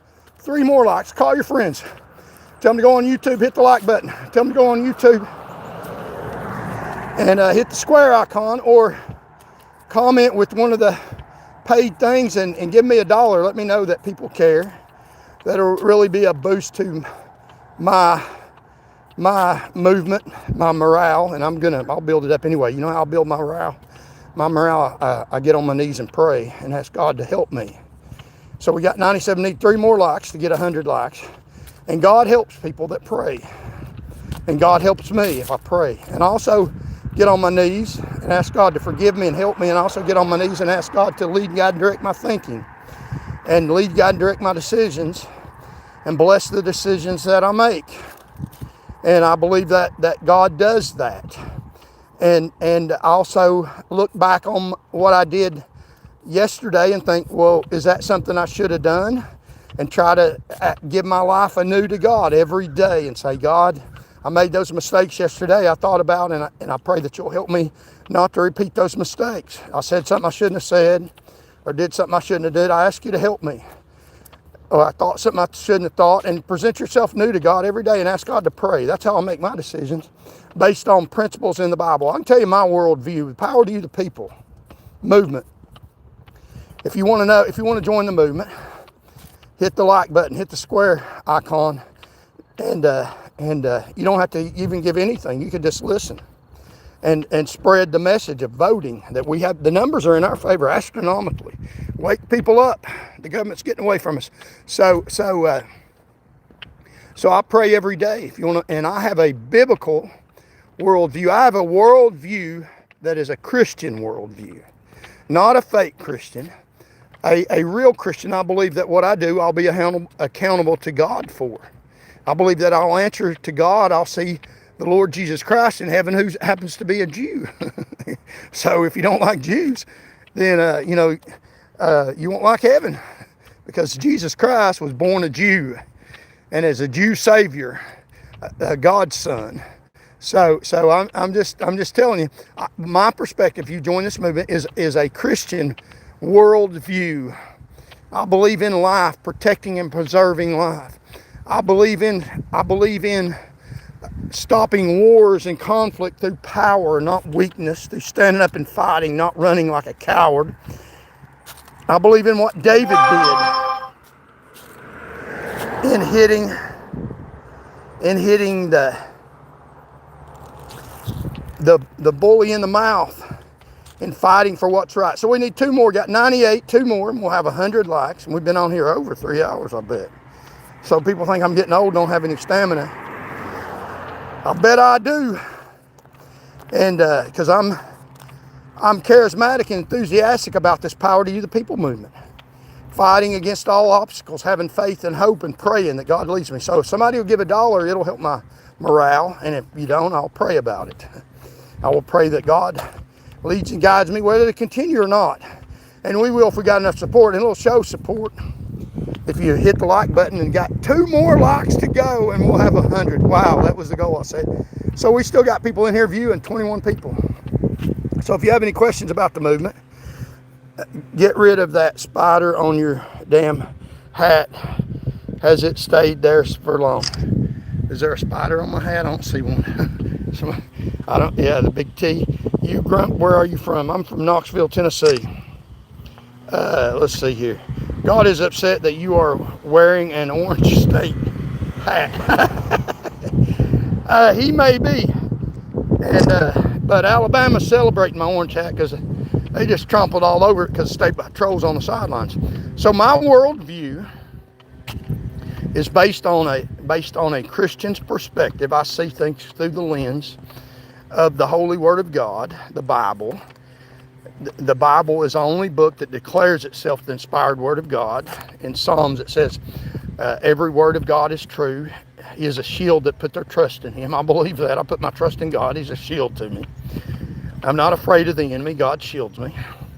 As long as I do right and obey His will. And I try to do that. 99, we almost got 100. Need 1 more. And somebody keeps hitting the like button, taking it off, trying to throw me off. That won't deter me. So we actually need 2 more because somebody keeps playing with the button. So hit the like button. We'll get 100. So my perspective is a Christian worldview, that the perspective that every word of God is true. That 100, yes, woo! We hit the 100 mark. Somebody hit 101, so the one that's messing with it. 100 likes. God bless you all. Thank you all. So we're still on here. My worldview believes that the words of the Lord are pure words, tried in a furnace of fire, purified 5, 6, 7 times. There's not any falsehoods in the Bible. Not one at all. And that's how I see the world. The way to make the world a better place is for people to trust in the Lord Jesus Christ and to follow the 10 Commandments. And I do. That's the perspective. And where I don't, I'm wrong. God's never been wrong. God knows what's going to go on. And God expects us to fight for what's right. It's not just handed to us. And God expects for us to run our government in a proper, legitimate, legal manner. So let's get 101. So we still got a bunch of people on here. I appreciate y'all. We've hit 100 likes. That is a great high water mark. There's my sign, the I love you hand signal. And somebody contribute if you can. Give $1. I have to show, and that'll really be an awesome day. Even though views are down, likes are up, and to hit the square icon. So here's what we're going to do. We're going to travel all across the state when we get the money. 101, yes, woo! 101 likes. That's so great, and a beautiful day. And so I'm inspired today. So we're going to travel all across the state of Tennessee, and maybe all across the United States, maybe all across the world. Depends. And we're going to print. The guy's got his dogs out here. Let's see here. So, they run off from you? I should have grabbed them. Sorry. Yeah, well. So, people lost their dogs. So, my battery's dying, so I'm going to have to get off here.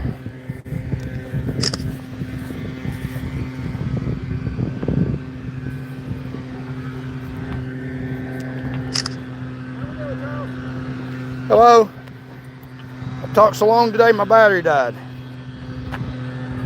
So we're going to get off here. My battery's dying. So yeah, my battery's about to die. We got 102 likes. My battery's about to die, so we're going to get off here. God bless you all, I pray. Till tomorrow, like, share, comment, and before my battery dies, thank y'all so very much. Maybe back tomorrow morning.